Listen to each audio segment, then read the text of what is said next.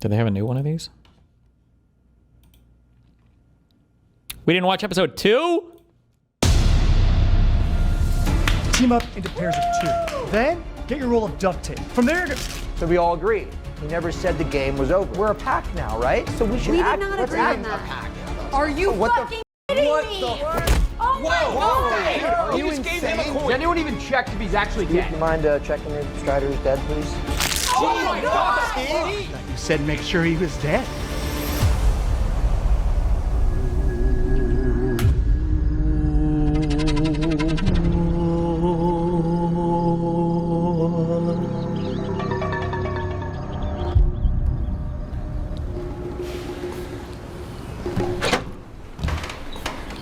What'd I miss? Was eating some bugs earlier. Cool.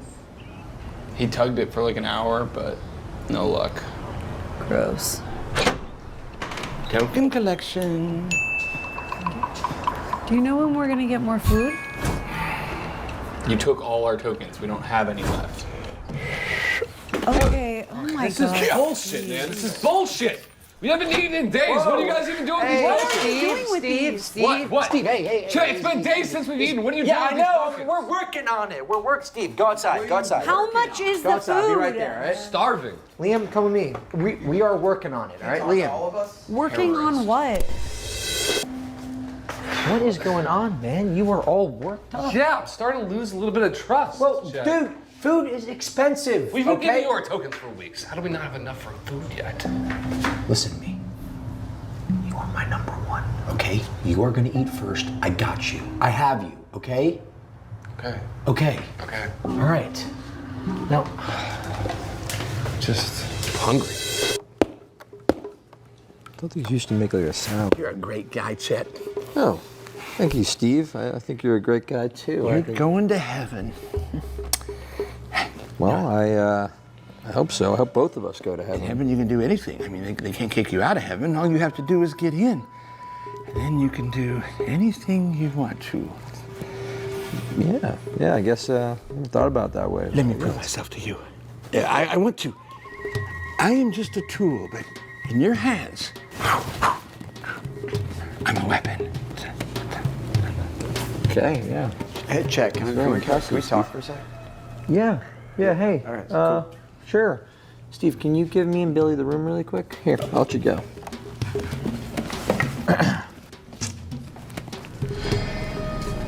Hey, buddy. Hey. What's going on? Is this about it's about food, isn't it? Yeah, it's about food. Look, dude, because how many times I gotta tell you? You're my number one. So Really? yeah, you got first. This guy's place. told multiple Dinner people that is they're his number one. I feel like he's rest. being disingenuous about this. I'm thinking Liam's next. I'm down. I don't care what happens to Liam. Nobody does. No. So, yeah. Yeah, let's do it. Let's get him this guy. I really hope this isn't a physical one because I'm so hungry and I'm so tired. Well, And I got we all are.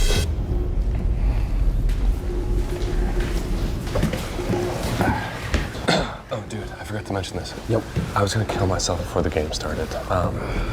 But you've just been so honest and loyal to me. I've decided I'm not going to. Thank you. You were gonna kill yourself? I was talking to Chad. Yes, I was gonna kill myself before the game started, but everyone's just been so nice and honest and loyal to me that I've decided I'm not gonna kill myself. So nothing to worry about, unless of course someone was gonna betray me. Because if someone betrayed me that I was I had an alliance to or something, then I would definitely kill myself again. Today's challenge is a scavenger hunt. There's a key hidden somewhere in the office. Give them a clue where to find it, future me. Ooh, cryptic. But you're a smart bunch.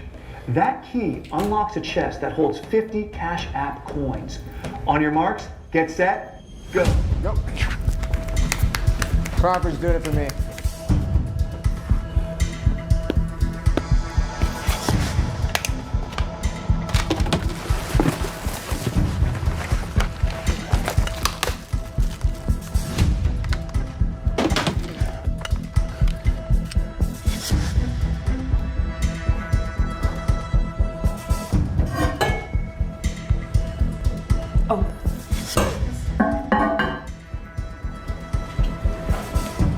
What you got there?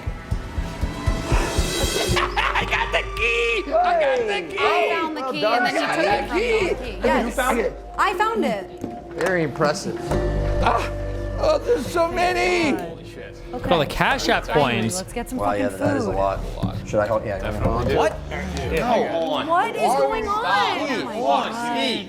What the fuck? Every time. We are getting close. I can feel it. Just a couple more tokens and we will have enough to buy a buffet. Enough! The fucking buffet is 10 Cash App tokens. There's 50 in there. What? To just trust me. Oh. Okay, Who's your number guys, one now? take a Who's beat. your fucking number one now? Willie. Are you serious? Yeah. I'm dead fucking serious. You think that gun is loaded? I know it is. I've seen the Royce videos. You think those videos are real? Okay. The Royce videos. You think I point a loaded gun at real people? You think I do that? Willie, put the gun down. Chet, give him some of the tokens, Are and you then it's fucking done. stupid? Are you fucking brain dead? Jesus Christ. Yeah, Steve, can you get the gun? Okay. I'm so God, fucking that's sick embarrassing. of your shit. We all are, all right? You're treating everyone in here like a fucking animal. Oh my God! Steve! Wait, what the fuck? Crawford! Oh my God. Can you give us the room for a second? Yeah. Cool. Sure. Talk to you in a bit. Oh, and can I have the gun? I'll hold on to it. Good idea. Guys, we have got to talk about Steve. Yeah, we do. in the fucking head. Okay, wait, is he alive still? At least he got shot in the fucking head. He's not alive. Sorry, but yeah, he's dead. What the fuck? Okay, Chet, you need to control Steve. I can't. Why not? Did you not just see what happened? I asked for the gun. He didn't give me the gun. Fuck it, I'll kick out Crawford Okay, myself. please. Well, Just gonna let him walk off? It's not that simple. It's not that simple. What does that mean? because Crawford has all the Cash App coins. Okay. Then go Got get my email for how to build out an event stage? Probably. I got 2 big ones. I'll probably read after our debate. him. Go get them from him. No, it's not about getting them from him. The coins are in Steve. What do you mean they're in Steve? So I was using Steve as like a kind of like a wallet. I was feeding him the coins, and he would just start shitting them out when I needed them. Kidding. So who gets to go through Steve's shit? You get to go through his shit? I have Steve go through his own shit. Jesus Christ. What have you been using the coins on then in the meantime? Oh my God. Toys? The whole You've can. been using them on fucking toys? Steve, are you in here? Steve? Steve, are you in here? No, I wouldn't have. Hey, what's up, guys? Hey, it's me, Rusty. Hey, give me a saying that doesn't exist. You guys want to yank some beers? I can use about 14 of them. Hey, listen, I talked to Crawford and he quit. Yeah, he was quite chill about it. Oh, that's great, buddy. Why don't you give me that gun? Oh, no, we're all right, it's cool. But you're Rusty, right? Right, and Rusty hates guns. Oh, yeah, ooh, yeah, ooh. Yeah. I am Rusty and I am anti-gun. Thanks, Steve. Hey, no problem. Oh, crap. What? Do you think he's dead? Okay. That was good. Out of bullets, all gone. Okay, who's gonna cut open his body and get the tokens? Nose goes. Whoa, what? I have whole cans. It's not our problem. Oh yeah, wait. I'm so sorry. It's not that big of a deal. But like, do we not talk about, or are we never going to bring up how many people were obviously fucking lying when Charlie Kirk, when they were saying things like, oh no, I was talking to a family member and Charlie Kirk is stable. Like Tim Pool and other people coming out saying this? Bruh. Go down. We already did it. Billy, that was Billy. Chad, Wait, you guys, should actually go. guys, the body's gone. The body's gone.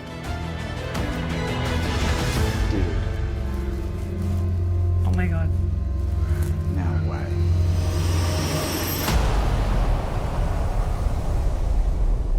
Hey John, so we just finished watching the first cut of episode 2 and we're a little concerned about some of the things that we... Before you say anything else, we have it under control, okay?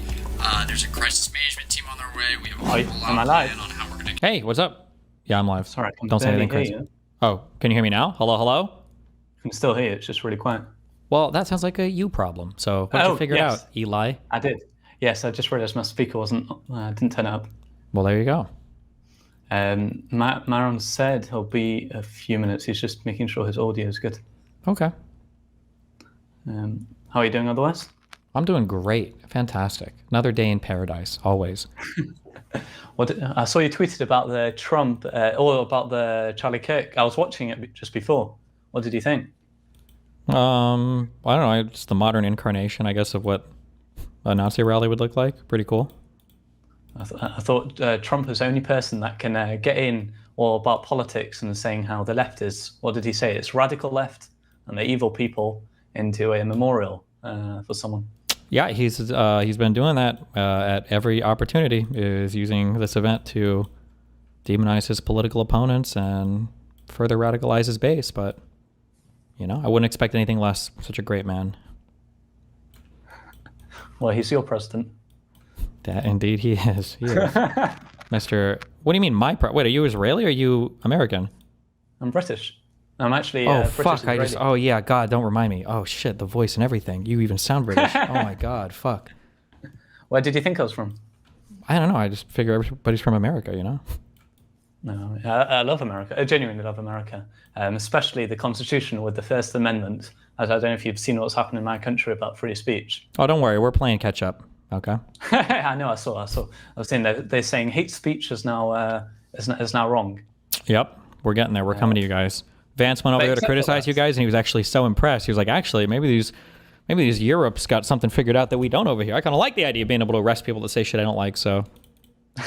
Yeah, no, it's horrible. It's horrible. I'm not, up until a few weeks ago, I looked at America as a shining light of example of how we should have free speech, unless it's very specific, unless it's a call to etc. There's those three specific things that has to fit criteria. But now I think it's changing, unfortunately. Damn. Well. Yeah. Well, how's your life been? What? My life has gone really well. I was in Israel last week for a wedding. That was very nice. Yeah? Yeah. Cool. Where was the wedding at? Can you say what city? It's between Jerusalem and Tel Aviv. It was off, it was like nowhere near any cities, really. It was off the motorway. Okay. So it was very, very nice. Well, that's cool. Yeah. I presume we're streaming, right? Yeah. Didn't I say that? We are. Yeah. Perfect. Sorry. By the way, did you actually get demonetized off YouTube? I sure did. They're coming after me. Oh, wow. What's going to happen now? Well, I'm not going to make any money for 3 months on my YouTube until I can reapply. We'll see what happens then. Oh, wow. Do you have your own private membership or? Yep, on destiny.gg. Or you can watch me at kick.com/destiny. Get some monetization in here. True. What was that from? What you said off YouTube or on YouTube? I have no idea. They just said they did a general review. Oh, wow. And that's it. So maybe Donald Trump himself or JD Vance reached out. And they were like, we need to shut this guy's the money faucet off. Who knows? Me and Soros were the two biggest financiers of fake protests in the United States. So it's going to be hard for them to get the signs. He keeps talking about the signs. They're too nice to be amateur made. So Soros and other Antifa funders must be paying for them all. Yeah, I heard him say that in his speech in Charlie Kirk's speech. In the speech for Charlie Kirk's memorial, saying that the signs were too good. Yeah. So I don't even know what to say to that. Yeah. Here's to hoping, I guess. I wish that Soros was funding us half as much as these motherfuckers say he is. I'm waiting for that Soros paycheck. God damn it. Does he fund you or? I don't know what the fuck Soros funds at all. I don't think he funds anything. I don't know where all the evil Soros money is going to. Sure as fuck isn't going anywhere in the U.S. Oh well, that's a bit of a shame, isn't it? Yeah, it is. Because considering that fucking Elon Musk and these right-wing backers will spend literally billions of dollars to further conservative agendas in the United States, Elon Musk spent $44 billion on fucking X on Twitter. Ugh. I was looking through super PACs the other day, and I noticed the biggest super PAC was a MAGA super PAC, Make America Great Again, which spent over $370 million, I think, in the past year. Mm-hmm. And I was just a bit surprised because usually, people talk about the left being in control and the left being the mainstream ones and the left, yeah. Yeah. Well, if you don't want to seem like a partisan, you can just do the both sides thing. And now you're the enlightened centrist who somehow found a way to know less than either side, but feel morally superior to both of them. Who are you talking about? Every single person that's like, oh, I think both sides do it. It's the duopoly. Everybody does it. It's the same problem on the left and right. Yeah.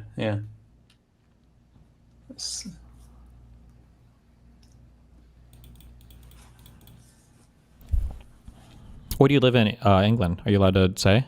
Sure. Manchester. Okay. Yeah. Have you been to England before? Yeah, several times, I think. I think I'm coming there next month to Oxford. Does that sound like a place in England?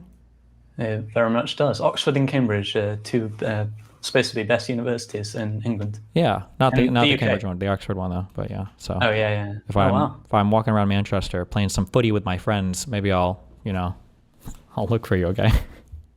If you want to, yeah, we could do something if you want. Okay.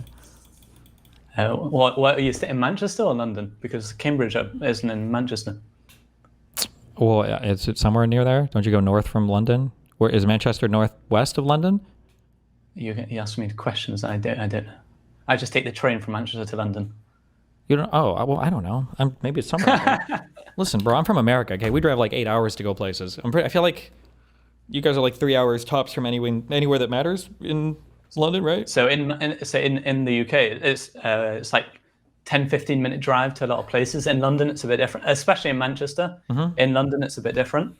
But when you go to America, I remember I was there last year. I was in New York. I think I told you when I was there because I interviewed Cliff and Stuart Neckley, the religious people. Mm-hmm. And to get to places, it's a casual hour drive. Wow, it's a big deal for you guys over there, right? Yeah, it's huge. It's huge. Like 10-15 minutes is a lot. Yeah, I'll give Myron a call. Yeah, get this guy out of here.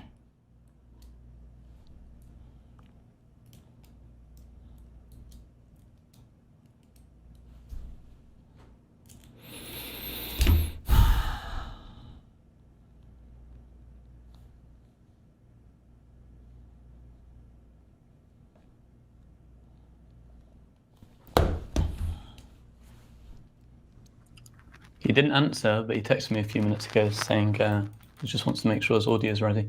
Okay.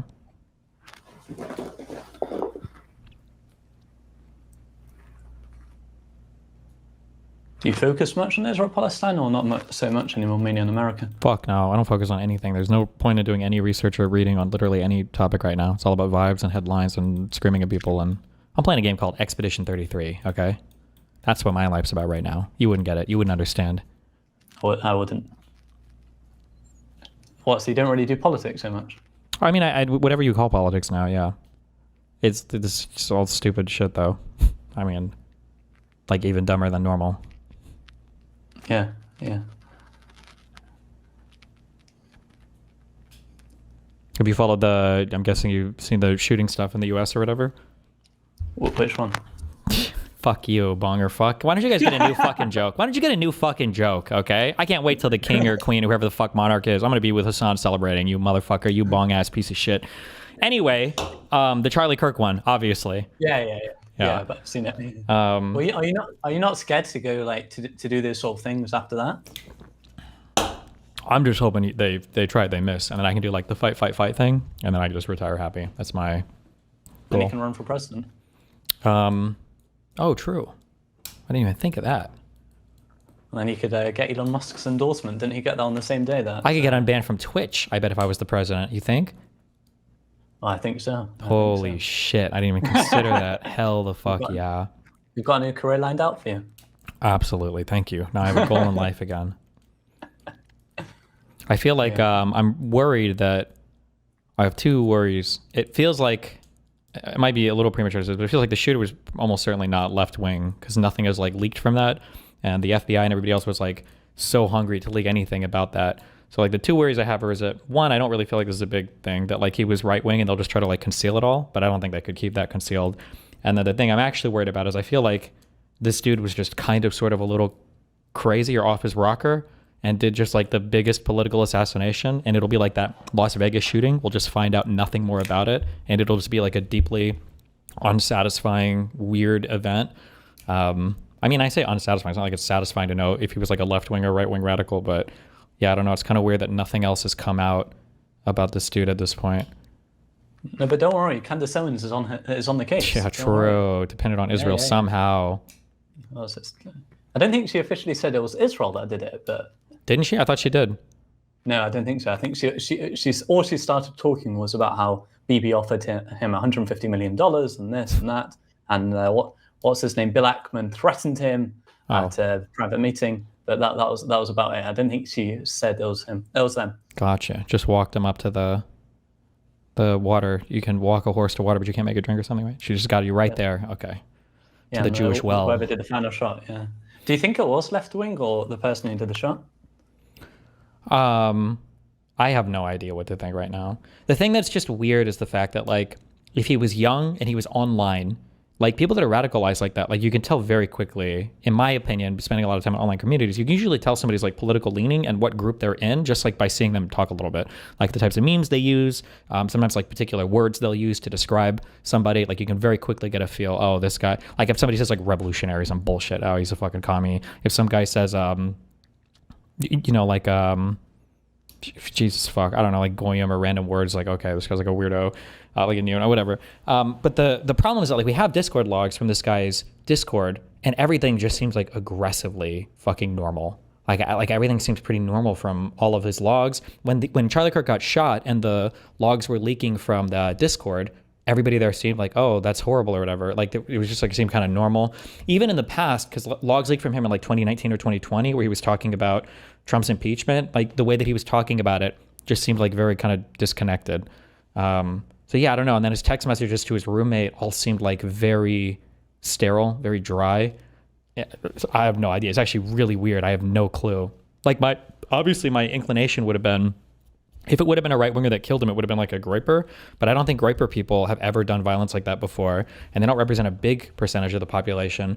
So it feels like the most likely would be like kind of a left wing radicalized dude. But like I feel like these people talk so much online, and they have like such big social media footprints that for nothing to come out, like no manifesto, no Discord logs, no big social media accounts that look radicalized. He said he planned the attack in a week and then just did it. And obviously his whole background is like, kind of like Mormon. Yeah, I have no idea. I truly don't know. It's weird as fuck. If I would have put my money on it right now, like my money would be on like politically unaffiliated. But that seems weird given that this was like the most insane like political assassination, I think, in recent U.S. history. So there must be some sort of reason behind it. That's what I would imagine.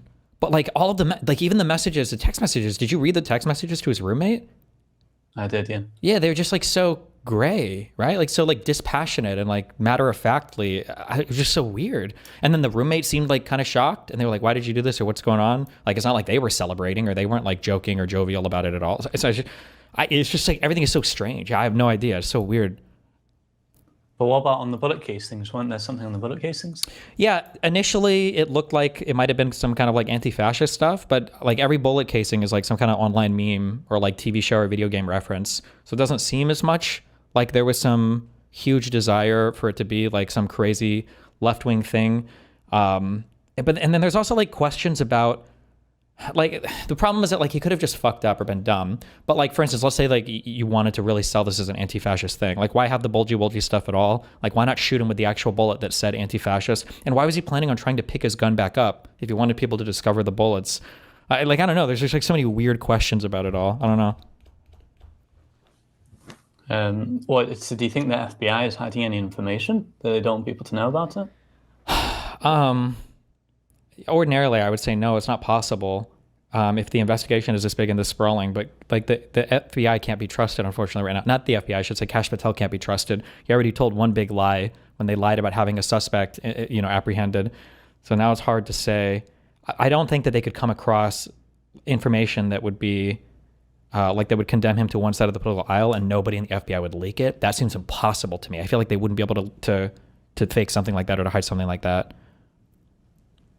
So what about, didn't they, it wasn't a man, I don't know if this was true, but I saw apparently there was this man who said he actually did the shot to distract from the shooter. Is that correct? Or? Oh, there was some old man in the audience. He didn't do a shoot, but he was like screaming something like it was me or something stupid, I guess. Was that just totally random? Yeah, I guess. That guy was weird too, because apparently he said that and the cops, arrested him or they apprehended him. And he was like, they were like, can I search your phone? And he was like, yeah, you can search it, but I have a lot of child porn on there. And then they found child porn on there. So now he's getting charged with that. And it's like, what? That's so strange. Yeah, I don't know, bro. It's super weird. Is that actually what happened? Yes. Yeah. Well, that's what they tweeted out. Yeah. So. Oh, wow. That's really strange. Yeah. Oh. Like crazy child porn too. Not like a 16 or 17-year-old or whatever, but like a 5-year-old. Like it was like, yeah, it was like, what the fuck, bro?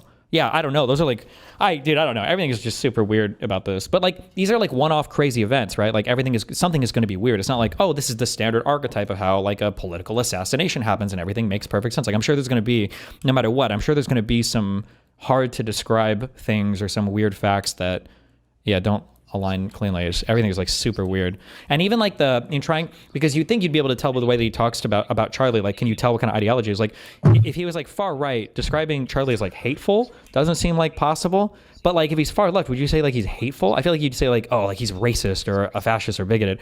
Like everything about those text messages is so fucking weird. I don't know. Hi, what's up, buddy? Yo, what's up, man? Can you guys hear me? Whoa. Yeah. Your gain sounds like it's at like 100 and it needs to come down to like 50.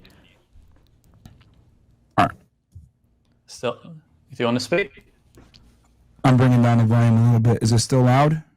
Yeah, but it's not the volume that's the issue. The mic is super hot. The gain on the mic. So you're moving the fader right now, but wherever the gain knob is, I think the gain is way too high. It's like super overblown.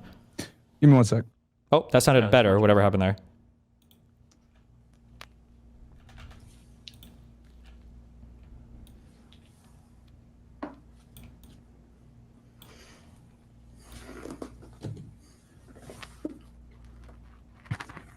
All right, how does that sound now? Is that low or is that better? It's better, but the volume is a little low. Yeah. It's low? Okay. Yeah, because what I did was I just, because we're using this, I usually do OBS, so okay, you know what? I think I know what it is. All right, hold on, I know what I'm going to do. I'm going to increase it on here. Okay, do like half of that. It's loud on your end? Yeah, it's blown out again too. But whatever you just did, do like half of that, and it was probably good. Yeah, yeah, because what I'm trying to do right now is I got to figure out, because we're using this web browser. Sure. Whatever you have it right now is almost perfect, I think. Yeah. Unless you now, lag. I'm adjusting it on. Here's the only problem with this. Oh, you know what? No, I think I know how to figure it out. I'll just adjust it on my end here, and then I'll change it on the OBS so they can hear. Because I'm looking at the OBS volume versus the volume on here. So right now, this sounds good for you guys? It's a tiny bit loud, but it's okay. Okay, hold on. I know what to do. Yeah. Okay, how does that sound? Is that loud or is that good? It's a little loud. It is still loud? Okay.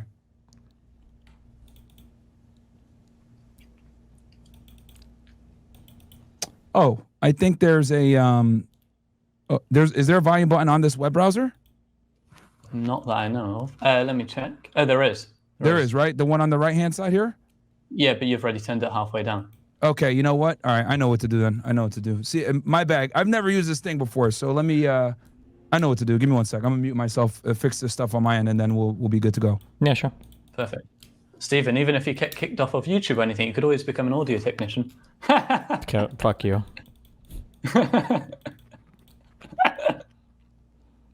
You're not funny. Didn't Manchester just finish like 20th in football games? How do you like that? Wait, excuse me. Manchester United and Manchester City, I live really close to them. Wait, what? Have you heard of Manchester United, Manchester City? Yeah, isn't it like the same thing? Are they not the same thing? Yeah, they're different football teams. Oh, whatever, man.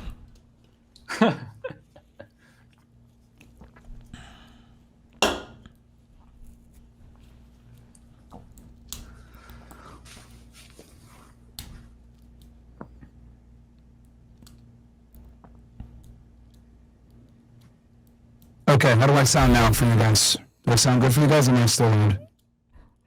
The volume is good, but it's blown the fuck out. Like your output volume is good, but your input, the gain staging sounds like super high. How about this? Is that better? The volume is good. The output volume is good, but it's blown out so hard. God damn. All right, hold on. This goddamn thing here. See, my audio is fine otherwise, dude. It's just because this app here changes things a bit. All right, let me fuck with it here.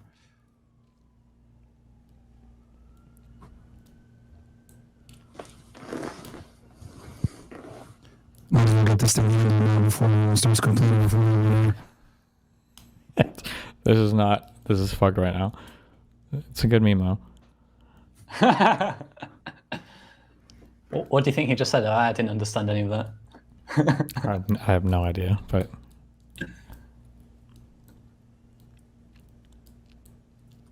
all right, because I know on mine I'm coming in good on OBS, but on your end, you're saying I'm coming in low, right? Wait, are you streaming right now? No, I'm not live right now on my end. Okay, because you might not be coming in good on OBS. Like the volume might look okay. The issue is not the volume right now. The issue is that you sound, it's like it sounds blown the fuck out. Yeah, because I'm not live right now, but I know my audio on my end is always good. It's this fucking web browser that we're using. But let me, okay, you know what? I think I know what to do. All right, how's that? Does that sound better now? Yeah, it's not blown out now, but the output is quiet. Okay, hold on. I'll put the output on here. Now it should sound better on your end here as well. How does this sound now? Oh my God, yeah. If you can just increase it in volume a little bit more there. Okay, how does that sound? How much more can you increase it? I could increase it a bit. Test, 1, 2, 3. Test, 1, 2, 3. How does this sound? Keep going. A lot higher. Okay. How does this sound right here? Test, 1, 2, 3. Test, 1, 2, 3. Oh my God, that's good. Maybe? This right here? Ask Eli. You tell me. Can you do like 5-10% higher? A tiny bit higher? Yeah, I can. 1, 2, 3. Test. Right here is good? Yeah, I think that's perfect. Cool. All right, cool. All right, so on this end, we got it perfect. So now I'm going to adjust it on my end to make sure it's good from what the people hear, which I'll just do that through OBS. Give me 1 sec. All right, test, 1, 2, 3. All right, I think that should be good for the audience too. I got the fader right in the middle, so we should be good. All right, I'm good on your guys' end. I'm not like destroying your ears anymore. Nope, everything sounds good. Perfect. I'm going to hit go live on my end. Give me 1 sec.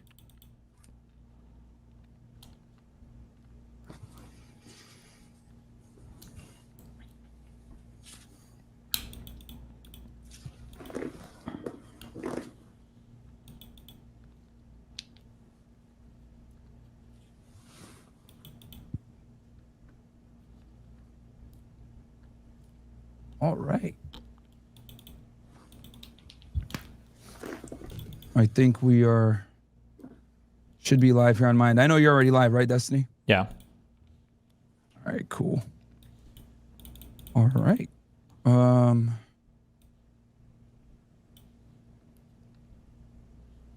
think I can see you. I think I'm live on all my stuff now.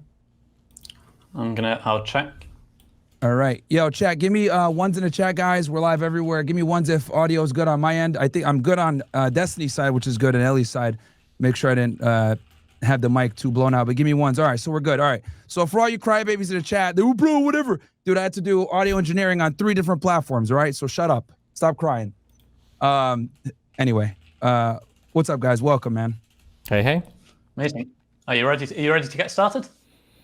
Yes. Yeah. Okay, perfect. I'll just do the introduction and then we'll go from there.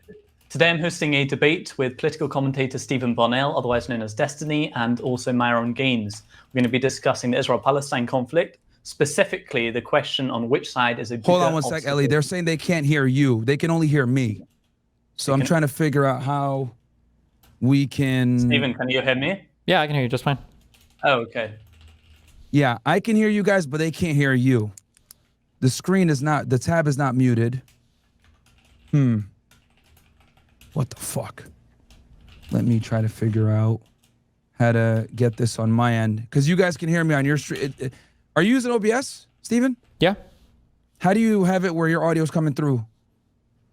I mean, anything on a browser is going to play on a desktop thing, and then my microphone comes in on the microphone thing.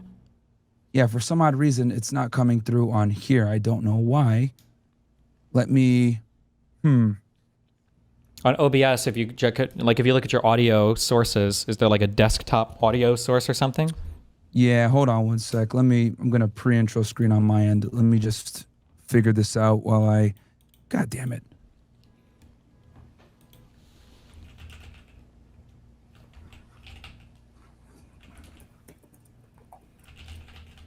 Let me see if I could do it this way.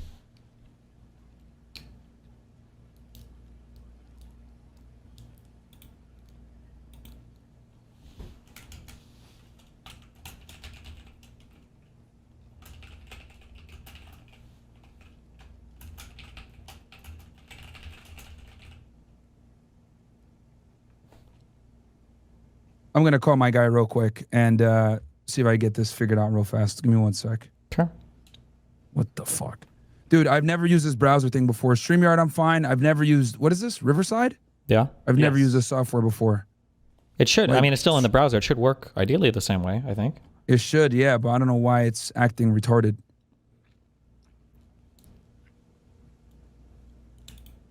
Give me one sec, guys. Mm-hmm.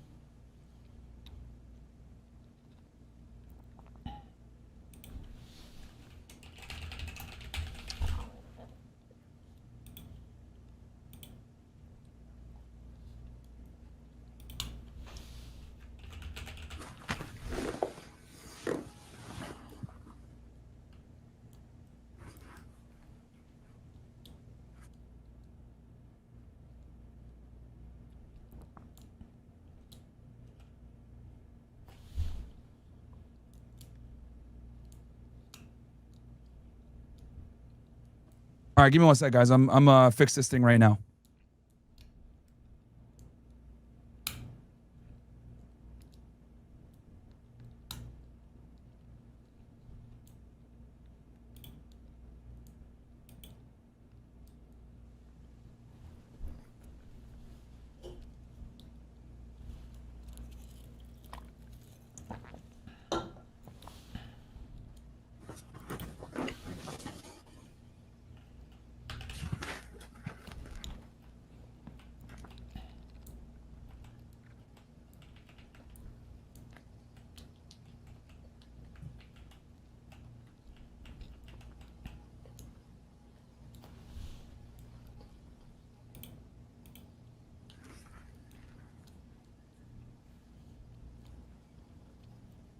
Well, always reason. Thanks for the 5 gifted tier 2 subbers, buddy.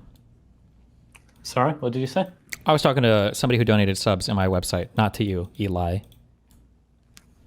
Saw a funny comment on your stream. Someone saying this is his debate tactic. Mine or Myron's? No, Myron's. Oh. Yeah.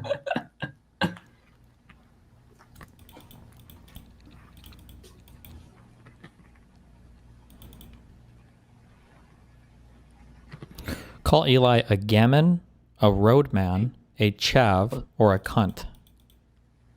So those are British words. I don't know the first one. A gammon? Gammon? Gammon? No idea what that is. What's a roadman? Roadman is like a guy who's in grade 7, year 7, who's like trying to look very cool and has like a knife and has a knife in the pocket and hoodies and everything. Damn, in grade 7? People. Sorry? In grade 7? Year 7. Yeah, like very young people who go around. Yeah. Damn. Very, very young. That's crazy. Yeah. Don't worry, it's not everywhere. Wait, hold on. I'm supposed to call you a waste man. What's that? A waste. Yeah, just like English terms. Well, obviously it's an English term. What the fuck does it mean? A waste man. It's just an English term. I don't know. It's like a. Let me Google it. What? Well, you're supposed to know. Why are you being such a clapped chap right now? What does that mean? A clap. I think it's. You're really testing my slang here. Okay. A clap is. I think it's someone disabled. I'm not sure. Let me search someone up as well. Damn. I'm learning a lot here.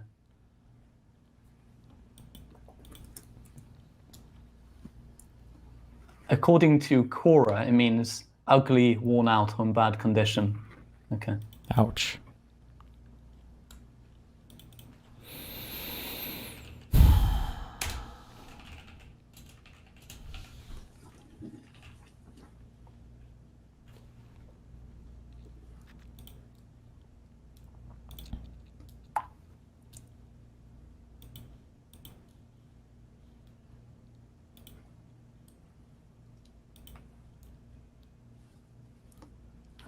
So how long are you coming over for?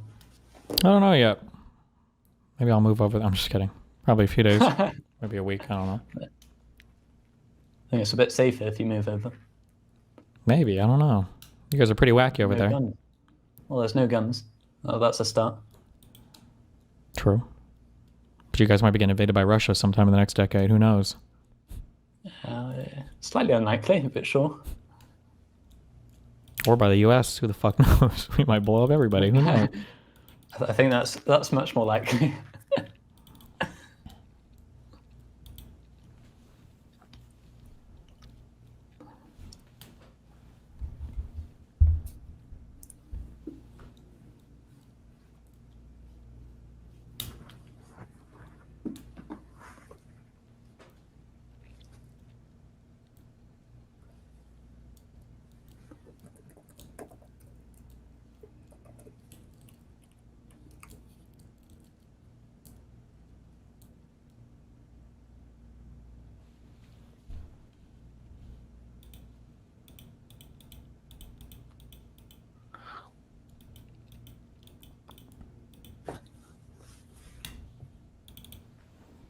I'm looking at the title of your video. It's Building Mobile Broadcaster Kit. What's that? Oh, every time I go do like an event somewhere, there's like never somebody to do the fucking audio video to look really nice. So I just need to build out like a little kit that I can just start traveling with. So that I can just that does everything automatically. Well, not automatically, but I just need to know what I need to have. Like, I don't know like what, I just haven't looked into like how would I route. Like I could set up like a studio at home, but I don't know how I would route like audio video on like some mobile setup in the easiest way into a single laptop to stream from. Come on, Taylor. Thanks for the 10 gifted tier 1 subs, buddy. All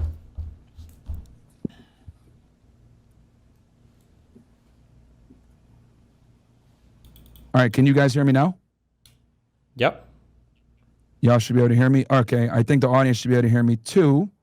Let's see if we got you guys. I think we're good. Chat, give me ones if you guys can hear Destiny now. Testing 1 2. Am I heard? Hello, hello, hello. I think they might be able to hear you, bro. I think we're good. Let me see here though. I'm seeing ones. Someone said a double audio. I don't know if it's coming from me though. They might hear from your end, Destiny. I don't know. Hello, hello. Yeah, I got the OBS. No, I'm screen sharing on OBS, Bills. Yeah, that's what I'm doing. Okay, they're saying you might have 2 tabs open, Destiny. I don't know. Nope, it can't be on my end because Eli only hears me once, right? I only hear you once, yeah. I can hear you a little bit, but I think I'm okay. I mean, all right. Audio's fine, chat. Give me ones if everything's okay. The fucking idiots that are crying in chat, fuck them. Give me ones if you guys can hear Destiny and Ellie good, and we could go ahead and have this goddamn debate. Give me ones if we're good. I see ones mostly in chat, so I think we're good. Bills, can you tune into the debate and let me know?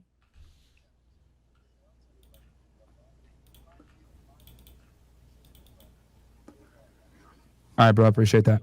All right, cool. All right, I think we're good. I see mostly ones. All right, I'll get off. Thanks, Bills. Appreciate it, bro. Apologize for that, guys. Sorry. This software that we're using, I've never used it once before, so obviously I'm not set up for it. But But I think we're good now. Cool. Is there a way to make yourself a tad quieter, like a little itty bitty bit? Yeah, I can. Is that better? Yeah. Yeah. All right. Yeah, Stephen, I happy turned with myself down a bit. Yeah. All right. Yeah. Okay, perfect. You're ready to go? Second time lucky? Yeah, I think we're good, man. This Riverside thing sucks. No offense, Ellie. Damn. But we're all good. No worries. Don't worry, I didn't make it. Okay, I'll get started. Today I'm hosting a debate with political commentators Stephen Bonnell, otherwise known as Destiny, and Myron Gaines. We're going to be discussing the Israel-Palestine conflict, specifically on the question of whose side is the bigger obstacle to peace. I think there's two parts of this debate. There's the historical side, looking at who started the conflict and let it become the size it is currently. And there's also looking at the situation today and asking whose fault is it that there currently is no peace process. Myron, can we start with you? Who would you blame for lack of peace in the Israel-Palestine conflict? And in that question, and this is very important, can you define peace? Yeah, I mean, look, both parties have had their issues with, coming to an agreement with peace. I'd be lying if I sat here and just said it was only the Israelis, but I would argue that the Israelis have been far more counterproductive to the peace process than the Palestinians have been. They've been negotiating in bad faith since the beginning. It was never about actually having peace. It's been about having, basically colonization and taking over by any means necessary and feigning diplomacy in order to do that and buy themselves some more time.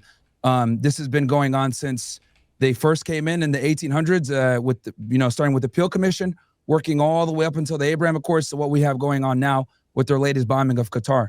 Everything they've done has been in bad faith. And I can kind of go through each one of those, but I don't know how you want to do it, if you want to do it in rounds. But that's my general overall synopsis of the situation. Every single deal has been in bad faith. The Israelis never wanted a two-state solution. This has been sabotaged several times by Benjamin Netanyahu, which I'll go into more detail. And any type of effort for peace has been sabotaged or done in bad faith, to include all the way up until modern times. This has been going on since the 30s. And how would you define peace? Is that two-state solution, one-state solution? It could be either or. I understand the strengths and weaknesses of both. But giving the Palestinians some type of right to self-determination and real sovereignty versus the BS autonomy that they give them, where they actually don't have any real freedom, I think that's the way to peace. Recognizing them as equals, which they don't. Israel is an apartheid state. I think it's pretty clear now at this point that it is, despite the fact that they claim that they have 2 million Palestinians that live under their rule. These Palestinians are not treated the same. And they still face discrimination and racism, even within Israel, as full-fledged citizens. And that doesn't even account for the other millions of Palestinians that live in the West Bank and Gaza that are being occupied. Stephen, do you want to answer the question as well? Whose fault do you think? All right, we're live. What's up, guys? Welcome to the First Show Podcast, man. We're here with the boys. We're going to get right. What we can do is go back to history, because Myron said they've been in bad faith since the beginning. Yeah, so we can, we can start, I guess, as early as we want. In the late 1800s and then come all the way to modern day. The way that I would kind of characterize the peace process between Israel and the Palestinians, and I think the reason why it's so easy to read blame into either side if you want, is because I would say that on a genuine level, I don't believe there has ever been a time in history, since at least the 1800s onwards, where there has been a deal on the table where the Palestinians are like, this is what we would accept. I don't think that's ever existed. It's never been clearly enunciated, because the reality is I don't think that at least the leadership or people that have been involved in negotiations, I don't think that they ever see any acceptable Jewish state being there ever. So whether that's, when they had the whole Arab revolt in 36 in response to that Peel Commission white paper that said it might be possible that this land just has to be divided because we don't think that these people can live together, whether we're talking about Resolution 181 in 47, when the Palestinians, we say historically now, oh, well, it's because Jews had 46% of the land and the Arabs only had this despite population, whatever. That didn't matter. The reality was any percentage of the land would have been too much. Whether we're talking a couple of years later at Lausanne, where in 49, Israel said, well, we'll take Gaza and all the Arabs and that'll be fine, but that wasn't enough. Like there was nothing on the table that would have been acceptable for the Arab population. And then going forward, now with just the Palestinians, it's hard to say over the past 20 years, but up at least through Arafat's death, I don't think that there was ever a proposition on the table that the Palestinians would have truly accepted, because there are just a couple questions that are difficult to broach, and the Palestinians will never give a solid answer on it. The two, one has to do with like holy relics, like sites around especially Jerusalem, and the second has to do with the right of return, which is a hugely hotly contentious issue. How many Palestinians that are considered refugees right now should be allowed to live back in Israel proper, regardless if they do a one state or two state or whatever. I think that the reason why sometimes you can read different things into this historically is because while Israel, at times in their history, have tried to reach an agreement with the Palestinian people, Israel is also happy to see no agreement materialize, because the longer the conflict goes on, the more Israel can kind of push to take more territory on their own. Whether that includes, the occupation of Gaza and the West Bank in 1967, whether that includes when they were kind of extending their borders past what the Resolution 181 in 1947 would have allowed for in 1948 after the war, or whether that would include today, where they're continuing to move more and more settlements into the West Bank. I think that Israel is happy to see a divided Palestinian people that aren't capable of negotiating for some coherent end state to where there's no more violence. That's a part of what I mean when I say that they're not negotiating good peace, and they're not negotiating good faith, and they're doing everything they can to keep things fractured and create problems. But I mean, keep going. I don't want to interrupt you as you're giving your. Yeah, I mean, I agree. I think that they will do what they can to kind of keep things fractured, but the Palestinians, I believe, will as well, because at the end of the day, I don't think either of these people really want to see a final settlement to their issues, because both of them will. Both of them think they can get more than they could if they were to actually do some kind of peace agreement. Would you say that the Arabs, just a quick one, would you say that the Arabs have ever negotiated in good faith or no? I don't say, sorry, which one was it? No, go ahead. I think he was asking you that, Destiny. I don't like to say, when you say the Arabs, particularly, do you mean Palestinian leadership or? You could talk about Palestinian leadership. I was talking about also neighboring Arab states. Neighboring Arab states, I think, have definitely, from what I'm aware of historically, I think have generally always negotiated in good faith. If there's a negotiation to be had, there's a negotiation to be had. But I mean, the reason why is because by the time you're at the negotiating level, like, you're already paying big political consequences. Sadat being willing to go to the Knesset in Jerusalem or to negotiate with Israel already, put Egypt on the chopping block. They got 10-year removal, I think, from the Arab League. So by the time you're ready to negotiate with Israel, like, you're already making big political concessions. So yeah, I think that the states that are rightfully so. Rightfully so, because the 1978, Camp David Accords were scam. Okay, let me go through. So I'm going to go through every single one of these peace agreements and explain why they were BS. Okay, I'm gonna go from 1937 and work my way all the way through. I might take me a little bit of time. Destiny, how do you want me to do it? Do you want me to do it? We can just go one. Yeah, let's just go one at a time. One by one. Yeah, sure. Okay, let's go one at a time. So let's start with 1937, right, with the Peel Commission. So with the Peel Commission. Basically, the Israelis were going to get 20% of Palestinian land, which was, most of the coastline and most of the fertile agricultural land. And we're going to see a trend here where when the Israelis negotiate with the Palestinians, before it became a state of Israel, but the Zionists, the colonists, it was never really a good faith. And what it was they were trying to get the best land and the best, most fertile land where they would basically be able to, control the farming. Sure. Well, can we real quick on that? So my understanding is that most of the fertile land would be kind of like West Bankish area. And then the rest of what would have been given to Israel, at least in Resolution 181, which I think mapped pretty closely onto the Peel Commission. I'm talking about Peel right now. Yeah, but I think 181, kind of mapped onto what the white paper in 36, 37 said. But most of that was like Negev desert. And there was some fertile land, but that land was only fertile because Jews had come in and had like hardcore put a ton of effort into working that land to make it fertile. Like it wasn't originally. The Palestinians had it first. It was labor unions, right? It was Israeli labor unions that took that from them. That they had cultivated, and then what happened was the Israelis came in, they kicked them out, and then they created these labor unions where Palestinians couldn't sell their merchandise, they couldn't do business with them, and they brought in these unions. And this is back in the 20s. This has been going on. So the Peel Commission. So first they come in, right? The Zionists come in. They come in and they colonize, right? The Palestinians bring them in and they allow them to come in. As they come in, right, and these are refugees, etc.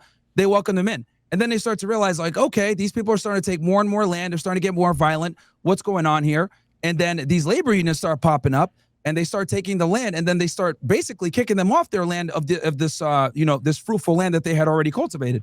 Okay, okay, yeah. Hold on, wait. One thing at a time. And this been going on for a while. The name of the organization was called the Histrodot, which was basically Jewish labor unions that pushed the Palestinians out. Sure. So I think in terms of pushing people out, there were two organizations that were created for the Zionists. It was like the Jewish Agency and then the other one, I don't remember. But the reason why they got kicked out, the Palestinians did, is because they bought this land from prior owners.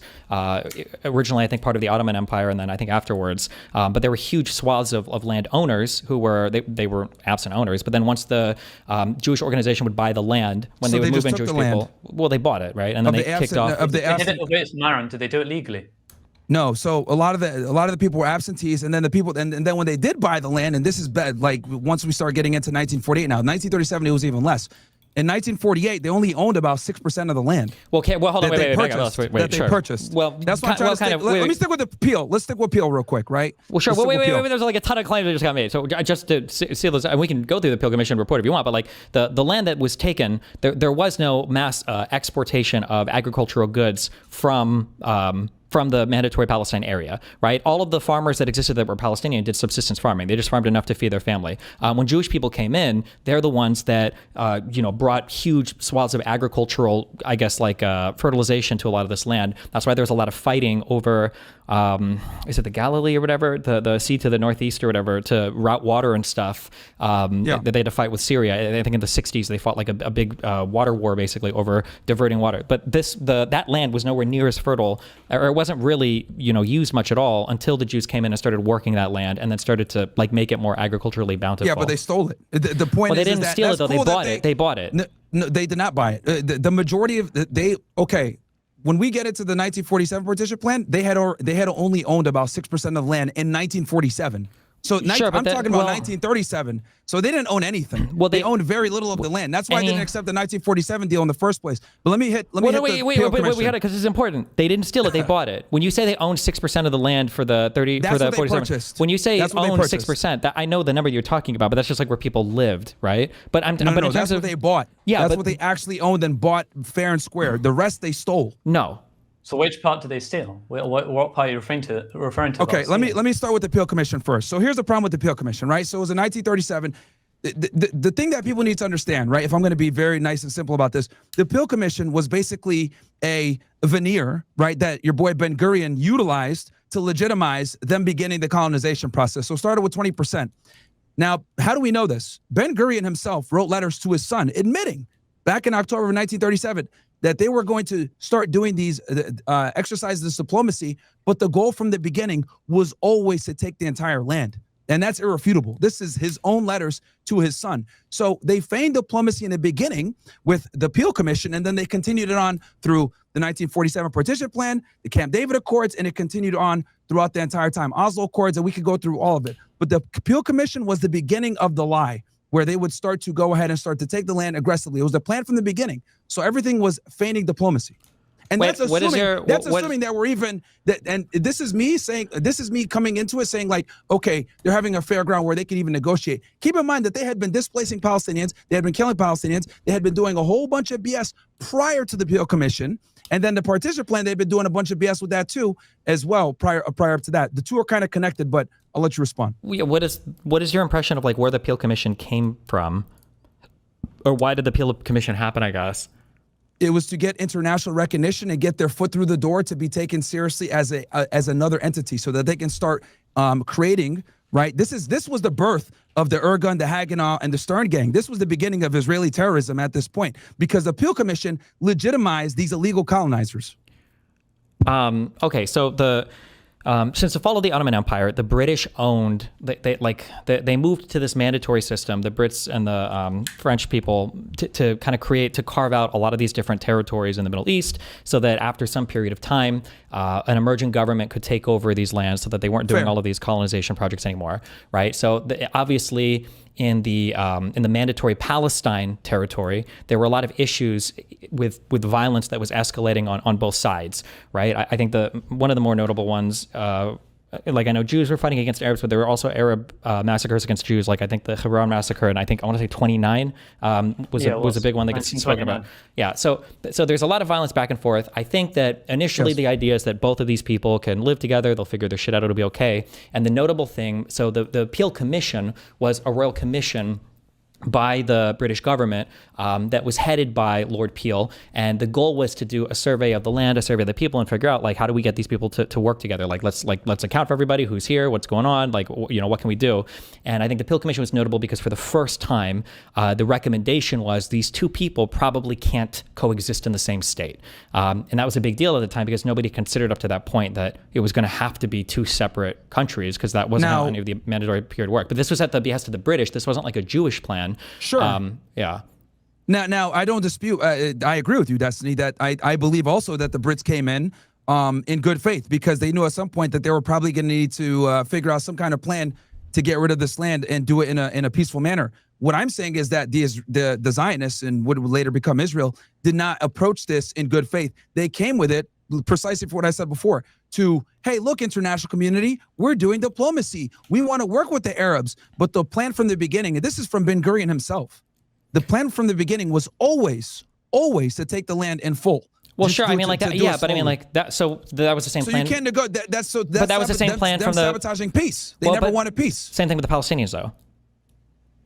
Well, okay. Well, realistically speaking, it was their land from the beginning. You got a bunch of colonizers but we can make Eastern Europe. we can make the excuse for it. But I'm just saying that like that neither side. The difference is neither side really wants peace. But the Jewish people, whether it was because of a European background or whatever, were a little bit better at politics. But if the Arabs would have confronted the Jews and said, fine, we accept this partition plan, we accept these borders, the Jews would have had to accept. They couldn't have fought against it. Okay, now we're getting into 1947. Okay, we can go. Okay, so I think we're done with Peel. You know, your position. Well, sure, but also wait, one more other thing. Sure, go ahead. All of the Arabs that were kicked off of the land were kicked off by Jews that had purchased that land. I think it might have been mostly under the Ottoman Empire prior. No, back then. And now we're getting into the partition plan. So my position. Well, no, this is prior to 1920. Like Jews bought land from.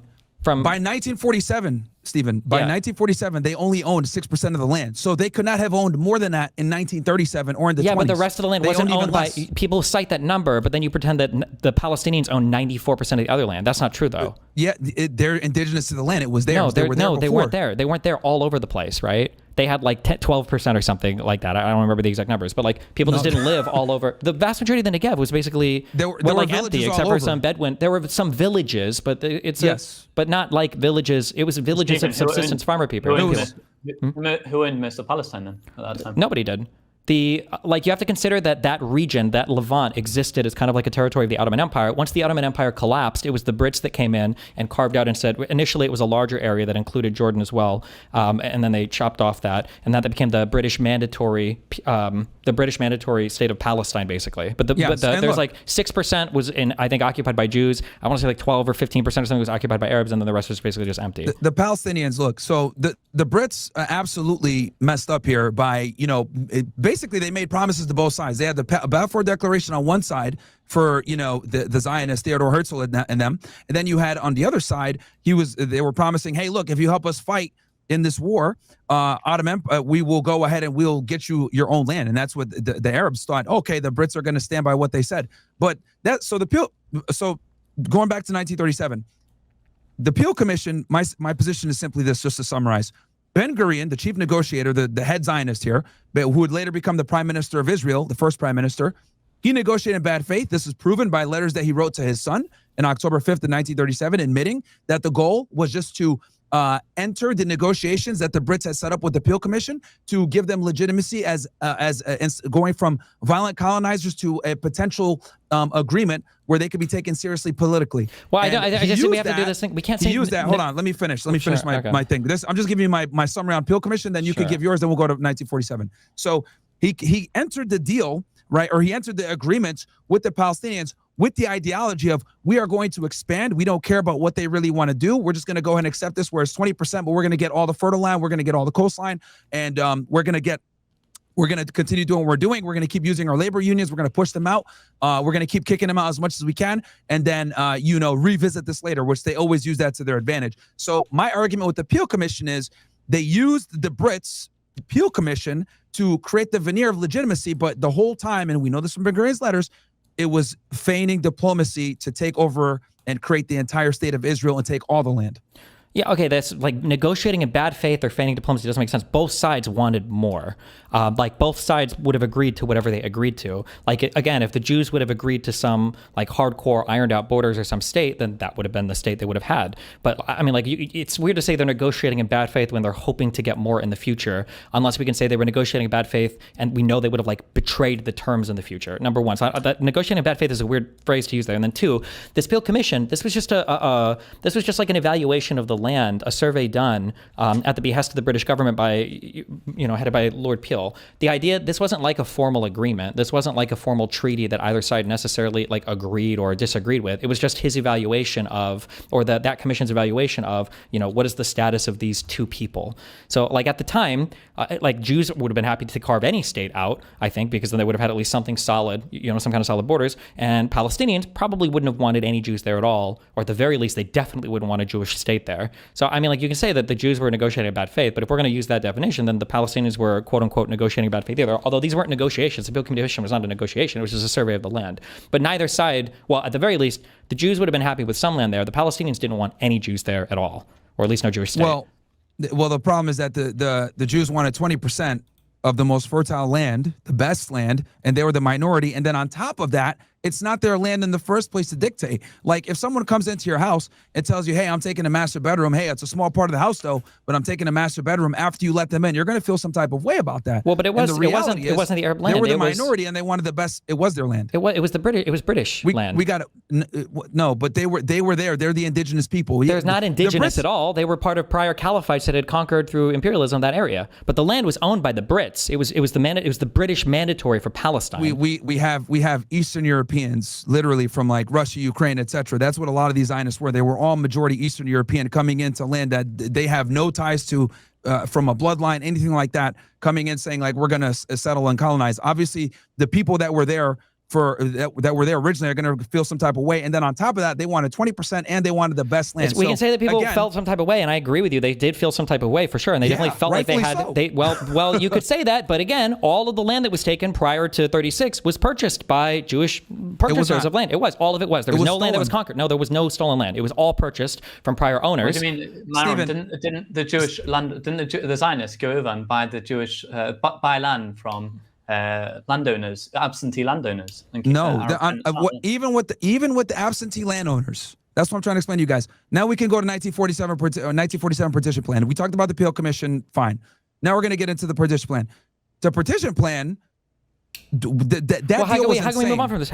I don't know. Jews conquered land. They didn't even have like a military army or anything. No Jews conquered land from Arabs prior to the Peel Commission. It just didn't happen. No, the Peel Commission gave them the legitimacy to start creating their own paramilitary forces. That's what I'm saying. Well, the Peel Commission gave them the legitimacy. I'm just saying that prior to 36, create these organizations. Prior to 36, they bought land from prior landowners. There was no Jewish conquering. Okay. Well, I don't know how, because even in the Peel Commission doesn't say that they conquered land. Even if they did buy the land, I'm telling you, by 1947, they only owned about 6% of the land. That is why. That's why and this is a big point.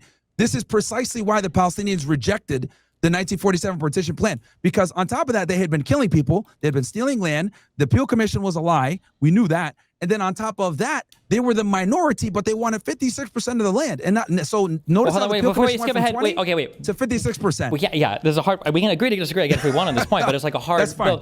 Like before we get to the split on for Resolution 181, the land, like in the Peel Commission itself, right?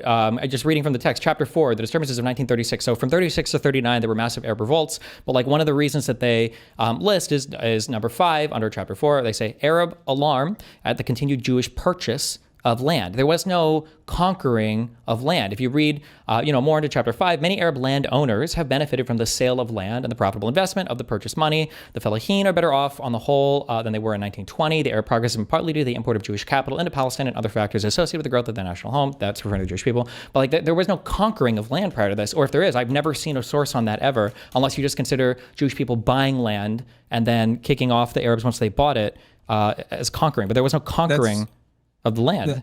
I'm telling you, bro, They were conquering the land. That's why they were able to go ahead. That's why this is the basis as to why the Palestinians rejected all these peace deals, is because, or these negotiations that the Israelis gave in, because number one, they didn't negotiate in bad faith. A lot of the time they were the minorities, and then they wanted all the best land. So how does it, like, and the way I simply explain it, right, to the people here that might not be as well versed in this conflict, you know, let's imagine that you have a home. You allow people to come into your home, right? Because they're coming in and they're poor and they need money. No one whatever allowed them to come in, though. That never happened. Let me just finish. Okay. Yeah, they absolutely did. No, they didn't. It was bought. They weren't welcome. They bought the land, and then they got kicked out. Since the 1800s, they had let them come in and live alongside them, and they work alongside. Then as they started to colonize more and more, they realized, oh, these people are here to actually take the land and kick us out. The original Zionists that moved there were part of a labor Zionist movement. They would never work alongside Arabs. The entire point was that they had to, there's a saying for this in Jude fucking speak or whatever, was about like working the land that they owned. So they would never be working and living alongside Arabs. Once they bought the land, they expelled the Arabs from the land.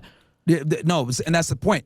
A lot of the times they did not buy the land, and then on top of that, they put these labor unions, which I literally said earlier, right, where they would push the Palestinians out and not let them sell their produce, or only do Jewish labor, where they would only do business with each other. So they push these guys out. That's what I'm trying to say. This is why the Peel Commission was a bunch of BS, and literally these Jewish labor unions had been doing this for a very long time. So of course the Palestinians are going to be like, we're not going to accept anything with you guys because you guys are coming in and stealing our land. You guys are pushing we can move. We can move to the next point. I hate to let's do go this. to 47. Wait, just real quick. I'm just going to ask for one thing. I don't do this just generally based, but I'm just curious. Okay, and if you don't have it on hand, that's fine. But like, what is our source here for like Jews stealing the land? Like, if we had to think of like one, because I mean, the Peel Commission itself doesn't refer to this. I don't think any of the prior white papers, because I think there were 5 or 6 prior to this. I've never heard. You're Googling. You're using AI right now. I'm debating you and AI. Okay. No hands up right now. I'm not using AI. The only thing I have on my screen right now is the text of the Peel Commission refer to make sure that I'm not missing anything in there. Okay? Sure. You keep referring to Jews buying stuff and stealing it and kicking Arabs off. That's not true. If you wanted to make the argument that there was some illegitimate purchase of land, the only thing I could possibly think of was that in the Ottoman Empire, but this also contradicts your other claim of the Arabs allowed the Jews to live next to them. That's not true. In the Ottoman Empire, they brought them in they didn't, because the Ottoman Empire actually explicitly forbade the purchase of land by Jews in the Ottoman Empire. So if you wanted to make the argument of illegitimate land purchases, sometimes Jewish foreign companies would have to create shell companies to buy this land from absent Arab land owners and then do it that way, because the Ottoman Empire wouldn't actually allow Jews to purchase the land before the collapse of the Ottoman Empire in 1917. That's why I know that claim can't possibly be true. They absolutely didn't welcome them in. Number one. Number two, Myron, there was back and forth. What's your source for that?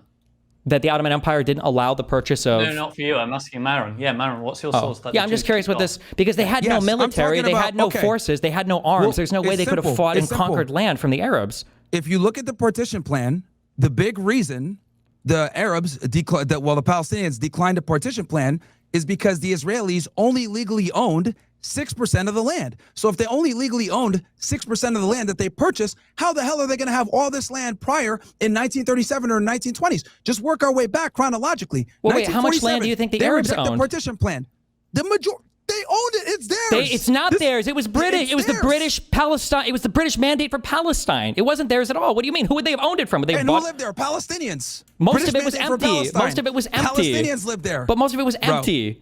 Do you think that Negev Desert, even today you can go to the Negev, it's not full of people that live there. You've got like Bedouin tribes. You've got like most people do not live there. But it's theirs is my point. It's their land. Theirs? No, it wasn't. It was the Ottoman Empire's land. What do you mean? And then it was conquered by the Brits. And the Ottoman empires are what? Arabs. Yeah, and they lost the war, and their whole empire collapsed. And then the Brits had it, but it said also the Ottoman Empire was technically headed by Turks. To be clear, there was Turkey. Whatever. But sure. Well, careful. Whatever. Middle Eastern people, Turks. A lot of Turks speak Arabic. The point I'm trying to make here is this: it's very simple. They only owned it. We know this for a fact. This is why they rejected the partition plan. They owned 6% of the land back in 1947. So there is no way that they own anything else. The bottom line is this: they were the minority. So if they're the minority, the big minority, why are the Palestinians going to go ahead and concede to these individuals who are violent colonists, stealing their land, killing them? Why would they agree to that? The reason why they would agree is because when they did the mandate, we're skipping ahead now to the mandate that was suggested in Resolution 181. We'll go to the reason why is because... Okay. Myron, do you have that? I still want to know if you have that source. That's why they rejected the partition plan. You can look it up. This is precisely why they rejected the partition plan. Is because they rejected it because they wouldn't have accepted any Jewish state. Would they have accepted 1%, 2%? No, they wouldn't have accepted any Jewish state at all. There was nothing acceptable there.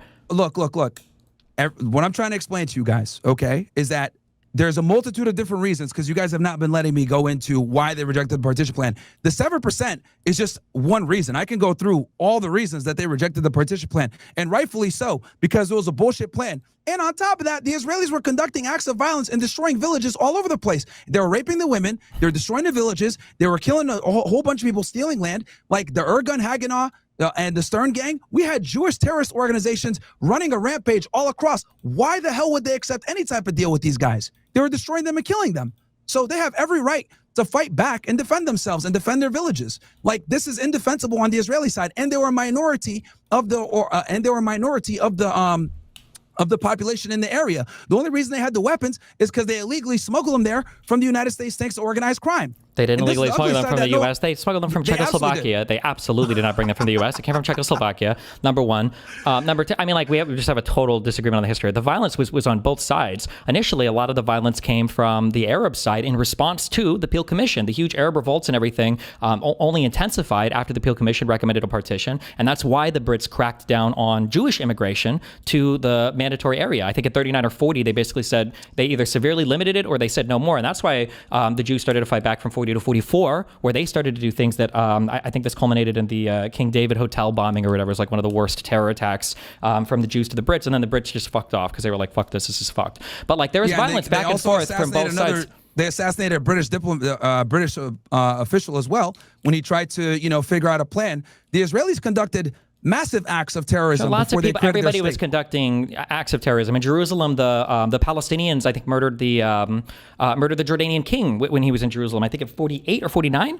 So I mean, like, everybody was doing their terrorisms and fighting each other and blowing each other up back then. It wasn't like there was one peaceful side accepting everybody. Well, here's the difference. Whenever Israelis conduct terrorism, no one cares. No one says anything. What do you mean? Everybody cared back then. Hold on, that's absolutely not true. The curb on Israeli immigration was one of the biggest reasons why, or not on Israeli, I'm sorry, Jewish immigration was one of the reasons why the Jews got so ass-pained in 1940, was because the Brits, they felt it as a betrayal of their promise, plus there was the ongoing Holocaust, and there were ships being turned back full of Jews that weren't allowed to go to where they thought they previously had, as per the Balfour Declaration, the ability to send their Jewish people to. So the Brits absolutely cracked down on that. Most people in the West and most Americans are completely unaware of who the Ergun is, who the Stern Gang is. They're completely unaware of these. Well, yeah, but these are paramilitary groups that didn't exist past 48. Who cares? What do you mean? It rebranded its IDF, which is conducting terrorism right now as we speak. They didn't rebrand into the IDF. They were disbanded, and then the IDF was the formal military. Dude. Haganah, Stern. Not only did they not rebrand, the Haganah literally set fire to and laid siege to the Irgun. When Menachem Begin came back into Israel from the Mediterranean, and he's a terrorist too. That's fine, but Ben Gurion stood on the shore and he watched as the Haganah literally blew this ship up that they were coming to shore in and started arresting people from the Irgun because they didn't want to be associated with them when the state of Israel was formally properly made, and then the Haganah eventually reformed to the IDF. But they disavowed and they fought with a lot of their more radical elements. Yeah, of course, but Stephen, Ergun and Lehi did join a Haganah in the end, though. They kind of did, but the Haganah was by far the larger. What was it? I don't remember the numbers. It was like 20,000 plus strong, wasn't it? And the Ergun and the Lehi combined had wasn't it less than 2,000 or less than 1,000 people? Regardless, the point I'm trying to make here. But also, wait, real quick too. The Ergun and the Lehi, they all combined. They did combine. Yeah, but it's to say they all combined. They're all terrorist organizations. They're not. And they rebranded to become the IDF. The Ergun and the Lehi formed in response to Arab terrorism and Arab violence as well. That was the reason why these organizations formed, was because they felt, especially post 29 after the Hebron massacre, they felt like they were being attacked by Arab extremists constantly, and that's why these paramilitary organizations, because they were stealing land. They were stealing land. They were killing people. Any land. They were colonizing. Dude, it's the reality is that the state of Israel was created through the very terrorism that it tries to condemn every single day. But let me go into the 47 partition plan real quick, right? So European Jews started colonizing, obviously, for decades already. They banned Palestinians from land and labor markets. We talked about that earlier. They promoted exclusive Hebrew labor, evicted Palestinians from land and farms that were fruitful. This is why they had the right to reject this partition plan, because they had been kicking them out for before, since, like I talked about with the Peel Commission. That's another reason why they rejected it.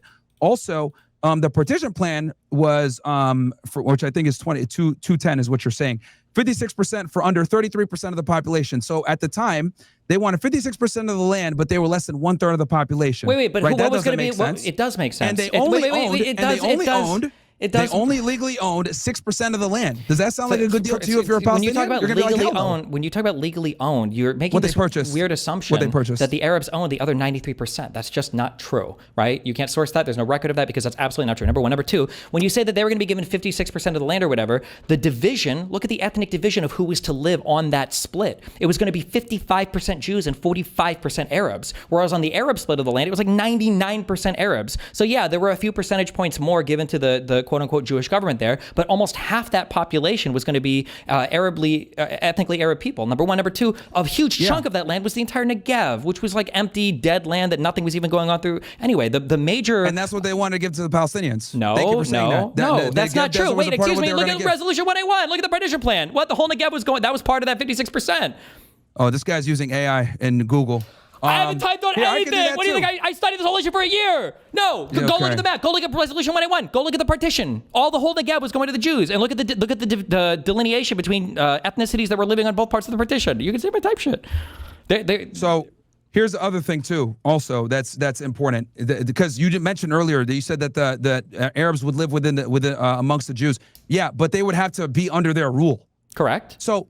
Yeah, so they're the minority of the people, but they would be ruling everything. Why would they? Well, they wouldn't be ruling everything. They'd rule their partition that they had 55% Jewish majority on and 45% Arab. Yeah. Yes. But what I'm saying is, I think it was like 16 districts or whatever, and 9 of them were Arab dominated, and I think only 1 was Israeli dominated or Zionist dominated, Jewish dominated. Why would you want to go ahead and live amongst people and they rule you and they're the minority?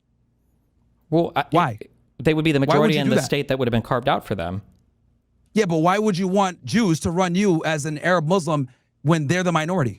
I agree with you. You wouldn't want that, which is why my original claim is that Palestinians would have rejected everything. Correct. There's no amount of partition that they would have accepted. But that goes to my argument in saying that there was never a peace plan. Every deal to them was a bad deal. No, it's a... and that's what I'm trying to say. No, that's my position. Jews, every deal, they wouldn't have accepted any deal with Jewish people. No. The deal, every single deal that the Jews brought forward was bad because, number one, it was done in bad faith. Number two, it was to extend the land. It was never done, oh yeah, let's actually have some kind of peace or anything like that. And they always wanted the best land, the best fertilization areas. It was not the best land. The best land is the West Bank. Yeah. No. Well, we're going to get into the West Bank after this because the West Bank that's later on. Sure, but that's the best land. They did not want the best land. The Negev Desert was not the best land. We haven't even got it to the West Bank. The West Bank is actually even worse because we haven't even got it to 1967 yet. We're still on 1947. Well, yeah, but the partition that you're talking about, the eastern part of the partition, would have been the West Bank of the River Jordan. But this land I think is way better. It's way more fertile, and it looks better and everything too, compared to the shit land that is the entirety of the Negev, which is nothing. I think is still nothing. And then compared to you have your coastal regions, right, with Jaffa and Haifa and Kaffa and all that bullshit. I don't know what they're all called. Well, during the Peel Commission, they were fighting to take that. That's what I'm trying to explain to you, bro. Like, yeah, but they also would have had. They always fought to get the best land, right? Most fertile land, and that's what a lot of this problem came from. The land that was fertile was only the land. It was only fertile because they had made it such. No, that's not true. Okay. No, it was. Why would if they were there first? If the Palestinians were there first, and how would if the land was there? If they were there first and the land was fertile, right? Obviously, they're going to want to take it and be like, oh, the land was not fertile. Now. That was the whole point of labor Zionism. It's why the first 2 aliyahs failed fucking miserably. The 1881 and the 1901, the first ones that came from the Eastern Russian Empire or whatever, is because the land sucked shit. There was nothing there. Most of the people that came just fucking up and left afterwards because it was so bullshit. It wasn't until they had a ton of financial funding afterwards. Yeah, it wasn't until they started stealing land. They didn't steal land. The land sucked shit. The land, they were not exporting a lot of shit. The Peel Commission found this. Every early white paper found this. They were subsistence farmers that lived throughout all of Palestine. They just made enough for their family. That's it. They weren't exporting crops to anybody else. But the point I'm trying to make is it wasn't until they started stealing land that proves my point even more with the No, because you haven't proven anything about them stealing land. They bought it. They purchased land. So all these massacres, all these paramilitary organizations just existed for no reason. The paramilitary organizations, they came in response to Arab violence. And understandably, the Arabs started to fight against the Jews that were buying land and moving there. But that's where the Lehi and the Irgun formed, was in response to a lot of these Arab attacks. Destiny, I told you already. By 1947, you keep 1947 is really far away. That's a different. No. Yeah. But I'm saying by 1940, because you have to work it back. If the Zionists only owned 6% of the land where they purchased it, they actually owned it. It's theirs. In 1947, how would they own any land prior to that legally? They had even less. That's what I'm trying to explain to you. Yeah, but how much land do you think the Arabs owned? It's theirs. It's not theirs. It's They're the the Brits. indigenous It's people. literally Brit. They're not theirs. indigenous. Why do you keep saying that? Because number one, Palestinians, their blood ties to land. The Zionists don't. They're from Eastern Europe. They're from Ukraine, Russia, Belarus, Romania. I don't even know if that's where etc. most by the 40s were. I think most by the 40s were like Jews were are the West. Ashkenazi, bro. Sure, Most Jews from are the West. Well, Ashkenazi, today that's not which true. But means even they're back from then, I Eastern think Europe. I'm not 100% sure if that's true. By the time Most 47, 48 Israelis rolls are around. Ashkenazis, and most of these colonists back then were Sure. Ashkenazi. They have no ties to the land, so they lose automatically. They don't if we're lose gonna be automatically honest. because They the lose only reason the people there are Arab Palestinians are because of the caliphates, because of the Muslim conquest prior to that, right? If you want to go all the way back to fucking the Kingdom of Israel and shit, right? The Canaanites or whatever, like these are people with Jewish blood that can be traced through whatever bullshit, through going to different parts of the world and then eventually coming back. But the historical arguments are a loose argument. But if you want to do the historical arguments, then the Palestinians Well, lose. you're going to go off theology. You're going to have We're to not go going off off theology. If you're theology. going to use the historical, if you're going to use the historical Hold on. stuff, because Whoa. How Arab are you, bro? Are you one of those people that don't believe that there were that the Kingdom of Israel was fake, or that like the Second Temple was like a meme and didn't really exist? Or no, I'm not saying that. But what I am saying is like they, we're the chosen people. This is no, our not land, chosen etc. people. Jewish people lived in Jerusalem before any Muslim conquestors showed up. Before the before Islam even existed. Sure. Okay. But are those the same Jews that came back and colonized them? No, they're not. Wait, They're so not. Myron, how do you define a Jew? Well, there's many of them. There's Sephardic Jews, there's Ashkenazi Jews, there's Mizrahi Jews, there's all different types. But the colonizers that came in the early 1900s, those were definitely not the Jews of past that they're talking about. This is our land. They're Jews, I don't know. They're all the descendants of the Jews from before. No, because they're diaspora people from all over the place. But then they go ahead and say, oh yeah, no, this is our land. No, there are diaspora people that really can't be tied to any specific region because they've been all over the place. They've been expelled for so many places. So that's the reality. Maybe the Mizrahi Wait, Jews when you say diaspora, what does diaspora mean? Diaspora from where? They're from all over. But where did they come from initially? Do you think the Jewish religion randomly sprung up in different places all around the world? See, that's the problem. It's not just a religion. They're an ethnicity too. But if it's an ethnicity, then that's an even stronger. Yeah, I agree with you. But like, was it an ethnicity that randomly sprung up all around the world, or where did it originate from? Okay, let me make this nice and simple for you. The colonial Zionists that came in are not the same Jews that you're talking about from thousands of years ago that had ties to lands. They're not the same. They're not. I think that's a highly contentious point. I don't think that's fine. We can move on to the other stuff because now we're going to get into all the lore and everything else like that. The purpose of the argument is simply who has been a bigger obstacle to peace. I argue it's the Zionists, aka the Israelis, because the Israelis have done far more to sabotage peace talks, and or when they do the peace talks, they negotiate in bad faith, where they're like, okay, we're going to give you this, Palestinians, but the reality is there's no real right to self-determination. There's no right of return. They're taking the best land. Well, sure. They're using force. Without jumping forward to that, them. what would the Palestinians have accepted in 47? In 40, I mean, not 50, not the. What would they have accepted? 56% of the land. What would they have accepted? That's a good question. The answer is nothing. They wouldn't have accepted any Jewish state. Well, you don't know that. I do know that. Of course they wouldn't have. You don't know that. You don't know that. Like, what we do know is that the deal that they presented was not good. 56% for less than 1/3 of the population. That doesn't make sense. Why do you keep saying 56%? The majority of that was the Negev. It was an empty bullshit desert. Most of the good land. We stuck on the point of what, like, who's the obstacle to peace. Myron, you mentioned before that from the Palestinian perspective, these Jews came in, they were the colonizers, they took over the land. Mm-hmm. And if they took even 10%, even if they took one bedroom of the house, they'll still say no. So at what point, would they have let any Jews take any land and created a state in Palestine? Well, to be honest, by them coming in and colonizing, the whole Zionist project in itself is a detriment to peace because you're violating another group of people's sovereignty. You're killing them. You're taking their land. So the reality is, if we're going to be all the way honest here, the Zionists are wrong in every single way. Okay, so then I think that so I mean I feel like that's basically my argument then that there's nothing acceptable for the Palestinians then because they would view it as bad from the start. What I'm saying is for them to even negotiate with them. Right? They don't even. I would argue they don't even need to negotiate with them because these guys are colonizers coming in, killing you, etc. How are they? The Israelis have been the aggressors, and we can work our way backwards. We can work our forwards. First, the 1967 I war, don't even agree. whatever. But that's not even necessarily an agreeable point because the Arabs, the country collapsed. It was one of the empires that was wiped off the map after World War I. The Ottoman Empire completely collapsed, and then the land was owned at that point by the Brits. If the Brits wanted to, they could have just had that as part of their country and called it Britain too, and moved in whoever they wanted there. No, the Brits were there basically, managing it, but they did not want to hold on to it. They were weakened after the sure, wars. but it was the British. The British were the ones were allowed to do what they wanted with it. No, because they won it in war, right? I think they were just there trying to facilitate some type of. I'm not asking what they were doing. I'm saying they won it in war, the same way that the prior caliphates had won land in war, right? They expanded and shrunk in size based on what they were able to conquer. The Brits defeated the Brits on the winning side in World War I. The Ottoman Empire was one of the great empires that collapsed, and the land was the Brits to do what they wanted with it, right? Yeah, but they didn't want it. They wanted to get rid of it. I didn't say they wanted it. I'm saying it was theirs to do what they wanted. Part of what they did with it was, you brought up the Balfour Declaration, is they had made a promise to the Jewish people who, agreed to help in whatever way they could in World War I. They made a promise to them that they would allow there to be some homeland or safe haven for the Jewish people. I don't remember the fucking words or whatever, but that there would be some safe haven or some land for the Jewish people in the Middle East. That was a promise that the Brits had made to the Jews, so the Jews felt like they could rely on that promise. The Arabs lost that war. The Ottoman Empire collapsed. They didn't have a country in the Middle East that was like their country. It was the Brits to basically divide up as they saw fit. All right, we'll go to 1967. It's fine, and we'll just kind of work our way, right? Yeah, but wait a second, Myron. At what point would the Arabs ever have, or the Palestinians ever have accepted peace or accepted a Jewish state?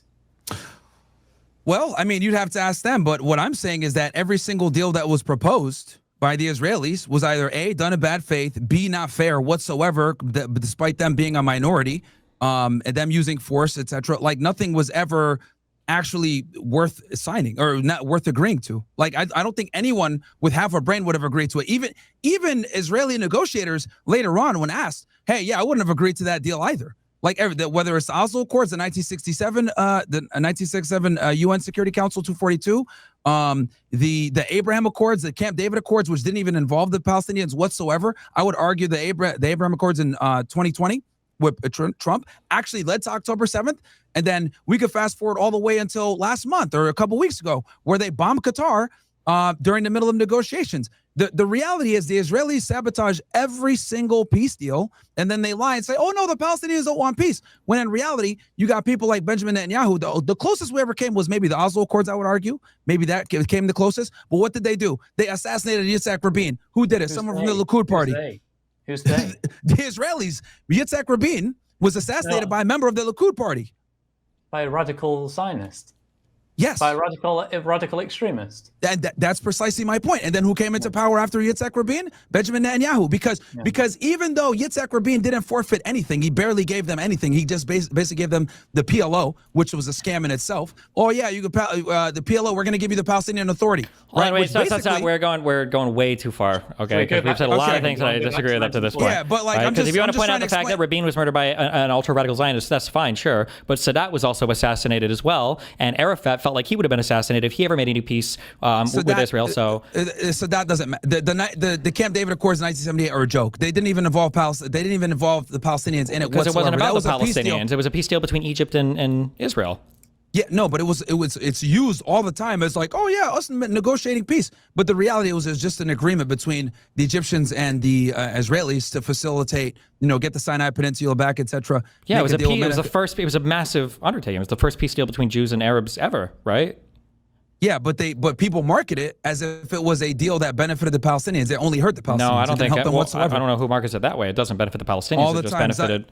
The Zionists say it all the time. Oh yeah, they've dropped every single peace deal that we've given them, they mentioned the Camp David Accords. Wait, I'm sorry, 1 second. Yeah, go ahead. No worries. No, so if I could just continue, if he's not here. I mean, the title of the debate is "Who is a big obstacle to peace?"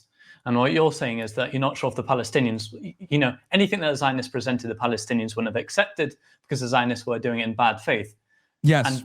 But you can't name anything that the Palestinians would have accepted. So are you saying both of them? Well, here's the thing. I am not, Yasser Arafat. I am not one of the main I don't know what they would have accepted, but what they wanted was obviously the right of return. Let's be honest, they're probably not going to get that, but they wanted some type of sovereignty. Right? They wanted a Palestinian state independent, and the Israelis never gave them that, ever. That's all they wanted was, hey, look, we're going to figure something out, even though these deals that you guys keep giving us are bullshit, whether we're not even invited to the table or we're not getting any type of sovereignty, we're not getting any type of right to determination. They might get autonomy, but it's always bullshit autonomy. Like, for example, with the 93 Oslo Accords, right? What basically happened was, oh, we'll go ahead and give you guys the Palestinian Authority. The Palestinian Authority was nothing more than a Shin Bet frontman and IDF frontman. They would go ahead and just basically give information to the Israelis. And it's funny how we know that this is real. The Israelis don't even hide from it and admit that, oh yeah, a lot of these Palestinian groups, especially the Palestinian Authority, like work for us secretly. Like even in their TV shows, they admit that the PA basically works for them, giving them information to subvert any type of situations that the Palestinians have. Okay. Yeah. It's fine. He was asking me to explain different things. But yes, bro, basically recognize the Palestinian state, giving them their right to self-determination, which the Israelis will never give them. And they've never given them. Happened in 48? That's what was on option. No, it wasn't. No, that was not an option. That was not an option. That was not an option. The Israelis still had the majority, even the majority of the land, despite being the minority, and they were ruling. And even the Palestinians that lived in their territory, they would have the authority over them. So the thing with the Israelis is this: they negotiate in bad faith, and then they always ensure that they have the monopoly of force. They have the monopoly on airspace. They have the monopoly on resources, and that is how they always negotiate. And then when the Palestinians say no, we don't want this, they get into a war. But why would they accept anything where they don't have any type of right to determine a self-right? Wait, they would have had every right ever in 47 if they would have accepted the partition. They would have had their own country. Yeah, they would have had their own country. What do you mean? Their own country, but the Israelis rule everything? No, dude. Wait, no, they wouldn't have. The Israelis wouldn't have ruled everything. They would have ruled their part that they had, and then the Arabs would have ruled their part.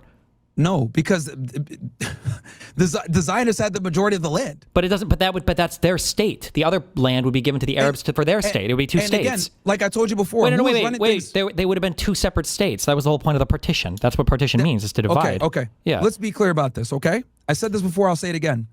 Back then, who was the head of the Zionist party? It was Ben Gurion, right? So we know since 1937. He had been planning to steal all the land. He had been. We don't have to go back. I'm just saying that if they would have accepted partition 181, it would have been a Jewish state and it would have been an Arab state. It would have been two separate states. That would have never happened because Ben Gurion was that his intention. You have no was proof never of that. To you have no state. proof of that. There's no way that I can't prove the counter. I can't prove the counterfactual. Yeah, they wrote that they hoped that the Jewish state would expand and everything. That's fine, but that's like tons of people write letters and plans for hopes for a lot of different things. We can't look at a letter written in 36, 37 and say, oh, he would have betrayed this deal, unless you can show me a bunch of other deals that Israel like betrayed against Arabs. But it's hard to find those because Arabs never make the fucking deals. The first prime minister of Israel, Ben Gurion, admitted himself, we are going to feign diplomacy. We're going to pretend like we want to make peace. No, I don't think and we are going to take all the land. No. It's in his letters. You want me to pull it up? I could pull it up. It's in his letters, dude, where he's writing it to his son. We are going to take all the land and we are going to, I think I wrote down the exact quote he wrote. Let me find it. I feel like the letter, the thing was like a stepping stone into a future Israeli home or something. No, it was a stepping stone for them to take all the land. They never were negotiating. Okay, here we go. Okay, we will abolish the partition of the country, and we will expand to the whole land of Israel.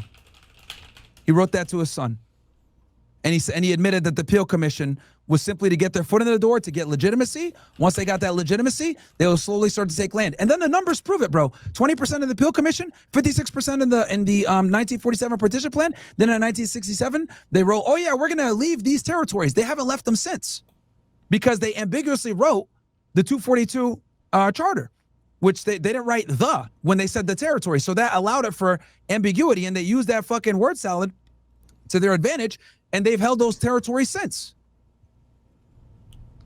I can't fight against the counterfactual. That the reality is there might be some truth to this. I think I'm quoting Shlomo Ben-Ami here. The Arabs never missed an opportunity to miss an opportunity, or maybe that was about the Jews. Both sides seem to do it. The reality is it's impossible for me to prove that the Jews would have betrayed some type of deal with the Arabs. Shlomo Ben-Ami, you want to know what's funny? You mentioned Shlomo Ben-Ami. Wait, let me just finish the thing. There's no way that I could prove the counterfactual there because Arabs never accepted a deal ever. There's nothing that you could even point to for the Jews backstabbing a deal because the Arabs never accepted one. They accepted the Oslo Accords. That's like 50 years later. That's a way different thing. I'm just saying that we're making this accusation that they're negotiating in bad faith and all this, but the reality is this is not true. They would have accepted any deal because Ben-Gurion was obsessed with winning some kind of favor with the West, especially with France and Britain at the time, because the U.S. wasn't quite seen as like the big boy quite yet. But the idea that they would have accepted something from the UN and then they would have just instantly backstabbed the Arabs, they would have lost the support from anybody in the world. They would have been completely isolated, and they probably would have gotten crushed by everybody. So but there's no way for me to disprove. They had a nuclear bomb. They had not in 48, not in 47. No. I'm talking about. I'm moving forward to the 60s. Well, yeah, now, but we were still arguing at 48. I'm just saying that this division, that Palestinian partition plan, if it would have been accepted, the Arabs would have had a state and Jews would have had a state. And the idea that Jews would have conquered it and taken it over, there's just no way that you can prove that. There's no way that I can disprove your counterfactual there because it never happened. I told you his personal letters that he wrote to his son. The plan was never to actually do a two-state solution. It was never to have any type of situation with they wanted the Arabs gone. That was the plan from the beginning. Why do you think they aggressively fought to get the nuclear bomb? Because they felt like they didn't have any allies in the West, and they were worried that they wouldn't be able to defend themselves from surrounding Arab countries. No, because they never wanted to have peace with anybody. Ever. But then why would they make peace with Israel and make peace with Jordan after they had the nuclear bomb? That doesn't make any sense at all. No. They only made peace with Jordan and Egypt because we basically facilitated that, and we give Jordan and Egypt a bunch of aid to do so. Wait, but why? But if they didn't want to have peace with anyone, why would they make peace with them if they got the nuclear? You just said they got the nuclear bomb, so they wouldn't have to make peace with anybody. But they got a nuclear bomb, and then afterwards they made peace with everyone. So that seems to be exactly the opposite. And that's another argument I was going to make. Actually, them procuring the nuclear bomb and doing it illegally, by the way, while being involved in killing a U.S. president, stealing their uranium, the whole Apollo this is all affair. other stuff. But I'm just saying that you just said that they got the nuclear bomb, so they wouldn't have to make peace with anybody. But they got the nuclear bomb and they made peace with everybody afterwards as much as they could. So they only made peace with the Egyptians and the Jordanians for tactical reasons because the United States didn't want to have to always constantly watch their back with the borders. Because obviously, from a strategic standpoint, the United States says, "Look, Egypt and Jordan, we're going to give you guys a lot of money. Play nice with Israel because it would cost us more to help Israel with their defense with two countries right on their border fighting them." Obviously, Lebanon didn't bite into this, and they said, "Screw you guys, we're going to keep fighting you guys." But the reality is, Egypt and Jordan only play nice because we give them a lot of money. They're number 2 but it was and 3 also and 4 and 8. It was also in everybody's best interest to have peace between them, so they wouldn't be fighting each other anymore, right? Like it was in Israel's interest, it was in Egypt's interest, and it was in Jordan's interest. Yeah, but again, this comes back to us. I could go all day with how Israel is not a peace broker whatsoever. They start all the wars in the Middle East, whether it's them getting the nuclear bomb, which created the nuclear bomb race. Hold on, wait, no, we didn't created the nuclear bomb arms race. What do you mean? Everybody around the world was getting nuclear bombs when Israel got. Who do you think they did most of their research with? It was with fucking South Africa. Everybody around the world. I'm talking about they started a nuclear arms race in the Middle East, and then on top of that, right? Wait, who was the first one to start the war in 47? What with the Arabs? Yeah. Yeah, what about it? The Arabs started that. The Palestinians started the war in 47. Yes. Okay. And then in 48, when Israel declared the War of Independence after they won the civil war against the Palestinians, who started a war at that point in 48? I told you, yeah, it's the Arabs. All the Arabs. The war. Okay, so there's two. Because they rejected the partition plan, which was obviously which was not fair to them so the whatsoever. idea that Israel started all the wars doesn't seem to hold much. Who started the war? Who started Yom Kippur in 73? Okay, so they started the 67 war, right? They started. They did start the 67 I don't think war. I would say that's a fact. That's how they won. They sneak attacked the Egyptians. That's how they won. Yeah, but why did they start that war? Why did they start that war? Well, they claim that the Egyptians were going to invade them, is what they claim. Why did they say that though? Because Nasser had literally ejected all of the UN peacekeeping forces out of the Sinai and started to deploy troops across the Sinai to show the rest of the Middle East of how big and bad he was. Israeli intelligence, yes. Israeli intelligence. No, not Israeli intelligence. That's what happened. UN peacekeeping forces were ejected from that region. And this whole region and the occupation of this and the closure of the fucking Strait of Tiran was the whole reason why they had just had a war 10 years earlier. When I said that they start the wars, I was referring to the Middle Eastern wars of modern day society with the war on terrorism. I'm talking about that. I'm saying. I thought you were still historically. Yeah, that's what I was referring to. Look, we could go back in time because we're jumping all over here. We're talking about 47. Then we moved on to 67. I told you why in 67 they did not. They didn't want to accept it. So Wait a second. Let's just. You're right. We're jumping around. Myron and Steven. We go to the war on terror next, and then obviously the nuclear bomb and all that other stuff. Because the other thing that no one talks about with 67 is that obviously after the Suez Canal crisis, Israel went and worked and got the nuclear bomb, and that created a bunch of problems as well. Okay, so before we go on, what do you want to do? Do you want to stick on 48 or do you want to go to 67? I think we're not going to agree on the because he thinks that the partition plan would have gotten them a state. I'm like, we don't know that. Well, that was what the partition plan was about. To be clear, that's what it was about. You say that there would have been a greater conspiracy to backstab the state afterwards. I can't. 100%. Yeah, but I can't fight. No, he didn't. And I can't do a counterfactual here. So that's fine. Then we're in impasse there. My thing is, even if they had agreed to the 47, even though the rules were even though the deal was not to the favor of the Palestinians whatsoever, again, we're talking about less than 33% of the population wanting 56% of the land. They'd have Palestinians within their people, but they would be basically ruling them, and they would have all the fertile land. I wouldn't accept that either if I was a Palestinian. And then on top of that, they were killing them and destroying them, and they had a whole bunch of these paramilitary organizations running all around. Why would they go ahead and agree to that partition plan? And then obviously a war ensued, rightfully so. They lost the war though, which is an L for them.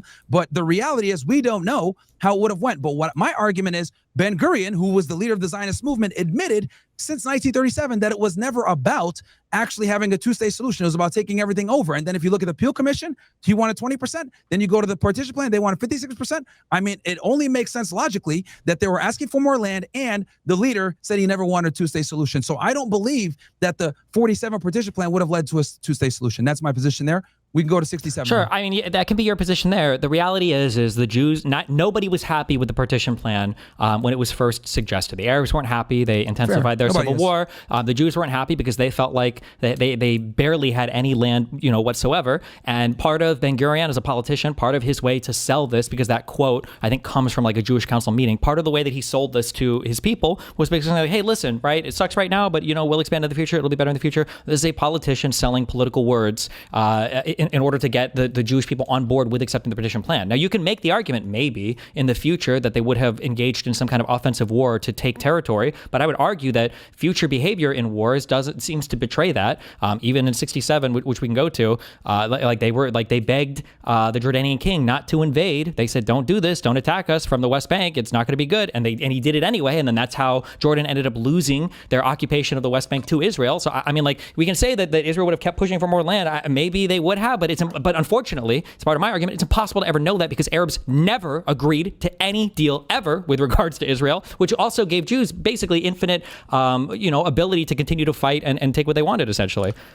Well, I think the Oslo Accords is where we'll get to that thing where there was something on the table there, and we can address that next. But I think the partition plan and the Peel Commission were BS, and we can kind of get it. We get into 1967 now, why they rejected. I'll give you my position. Can I ask you a question before we move on to 1967? Yeah, sure. I'll just ask you a question. 1948. You said the reason why you can't trust David Ben-Gurion is because he wrote those letters to his son. Yes.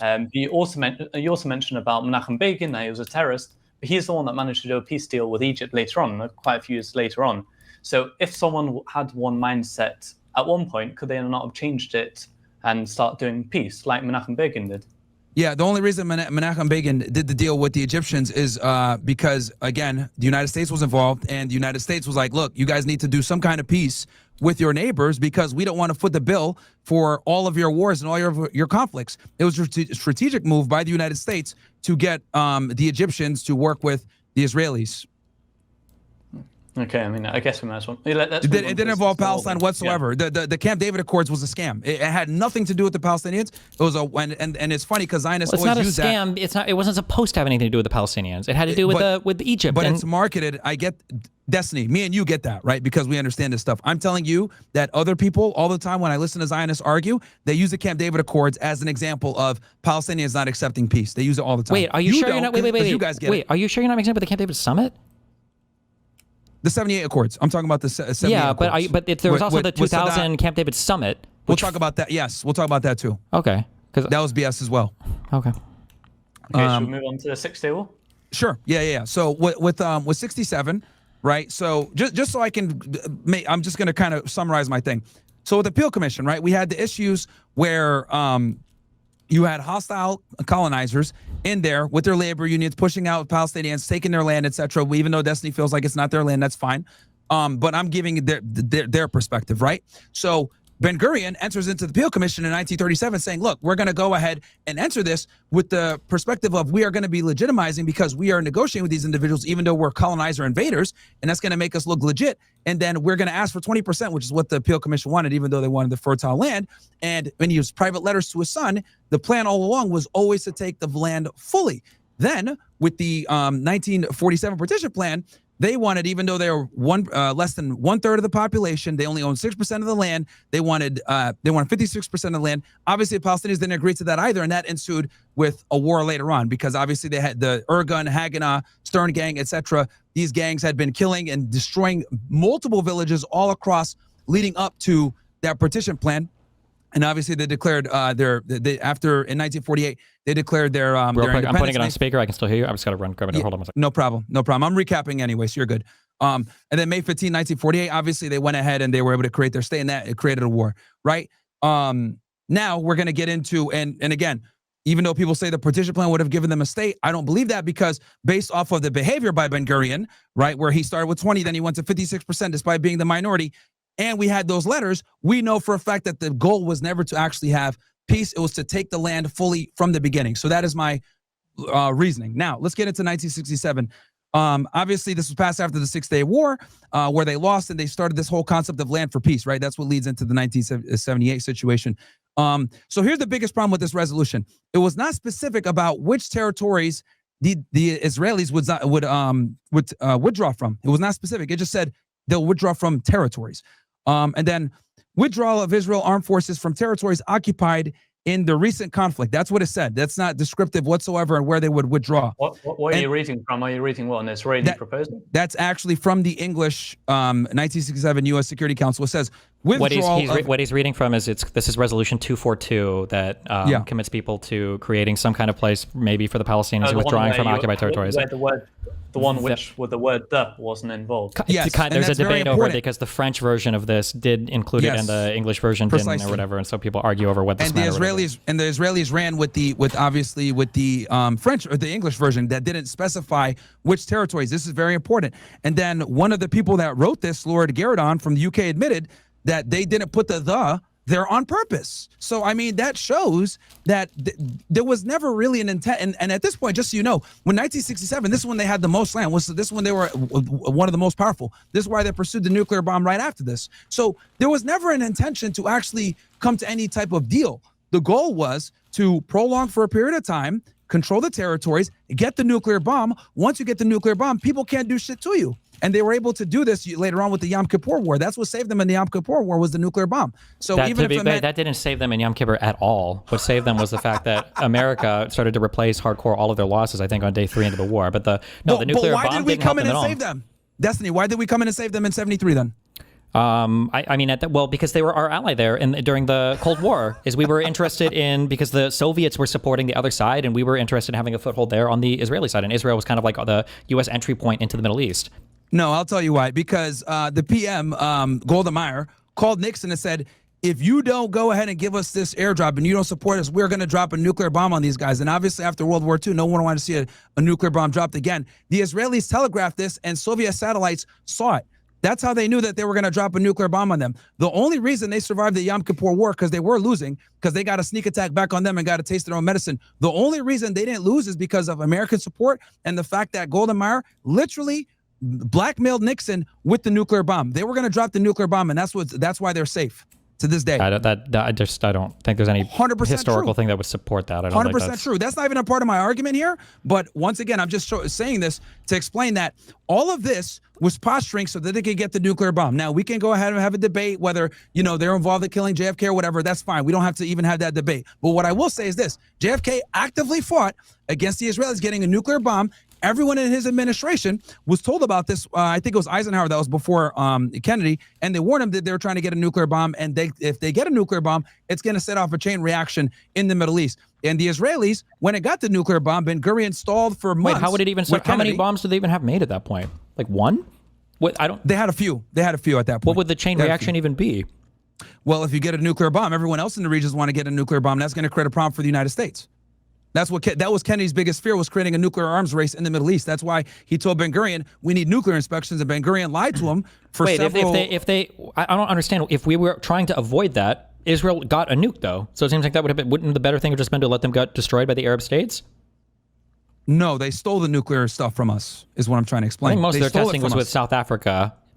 Yeah, but they got the material from us. They stole it from us. This was all documented in the Apollo affair. I don't remember if this was from Russia or from France, maybe. But regardless, I just don't like. Do you not think that the United States had an interest in seeing some kind of Western-friendly state existing in the Middle East, considering the Soviets were backing Syria? No, surprisingly, Egypt. Oh, and a lot of Jordan. people don't know this. No, you think we had no interest? All the stuff in Afghanistan, the Soviet invasion there, we had no interest in anything in the Middle East? I'll explain. No, we did.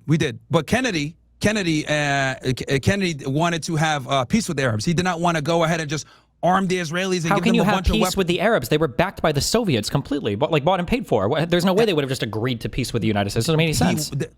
Here's the thing. He wanted to get influence with them to take them from the Soviets. That was the goal the whole time. And then obviously with the Israelis doing what they were doing, that put him in a very precarious situation. How would you have gotten influence with the Middle East when they were already bought and paid for by the Soviets? That's where they got a lot of their armor from. That's where they got a lot of their intelligence support from. The Middle East always plays both sides, bro. Me and you both know this. Saudi Arabia does this, right? There, one end they're like, oh yeah, we love America. Other end they're buying weapons from Russia and China. Like, this is what the Middle East does. They've always done this. But Kennedy wanted to vie for that support in the Middle East, and he did understand the Palestinian plight. He was never really a fan of Ben Gurion and the state of Israel. Obviously, a lot of people don't know this because they had private letters going back and forth fighting with each other. But it's a known fact that Kennedy had been fighting with Ben Gurion and the Israelis to stop their nuclear program for years. Some people allege that's the reason that got him killed. I won't go into conspiracy theories, but what the fact is that was absolutely a big point with the Kennedy administration, and his brother, RFK, was trying to get the Zionist Council to register under FARA. This all created a lot of issues with them. And then Nixon knew this, but then one thing is, I don't think anything of this is true, and I don't even know how we could begin to source any of these things. But back way up just to focus on on everything I said is true. You can look it up. What were we on? The 6 Day War? We're on the 6 Day War. So going back to the 6 Day War, right? So what I was saying was basically, so the resolution wasn't specific about the territories, right? It was withdrawal of Israel armed forces from territories occupied in the recent conflict.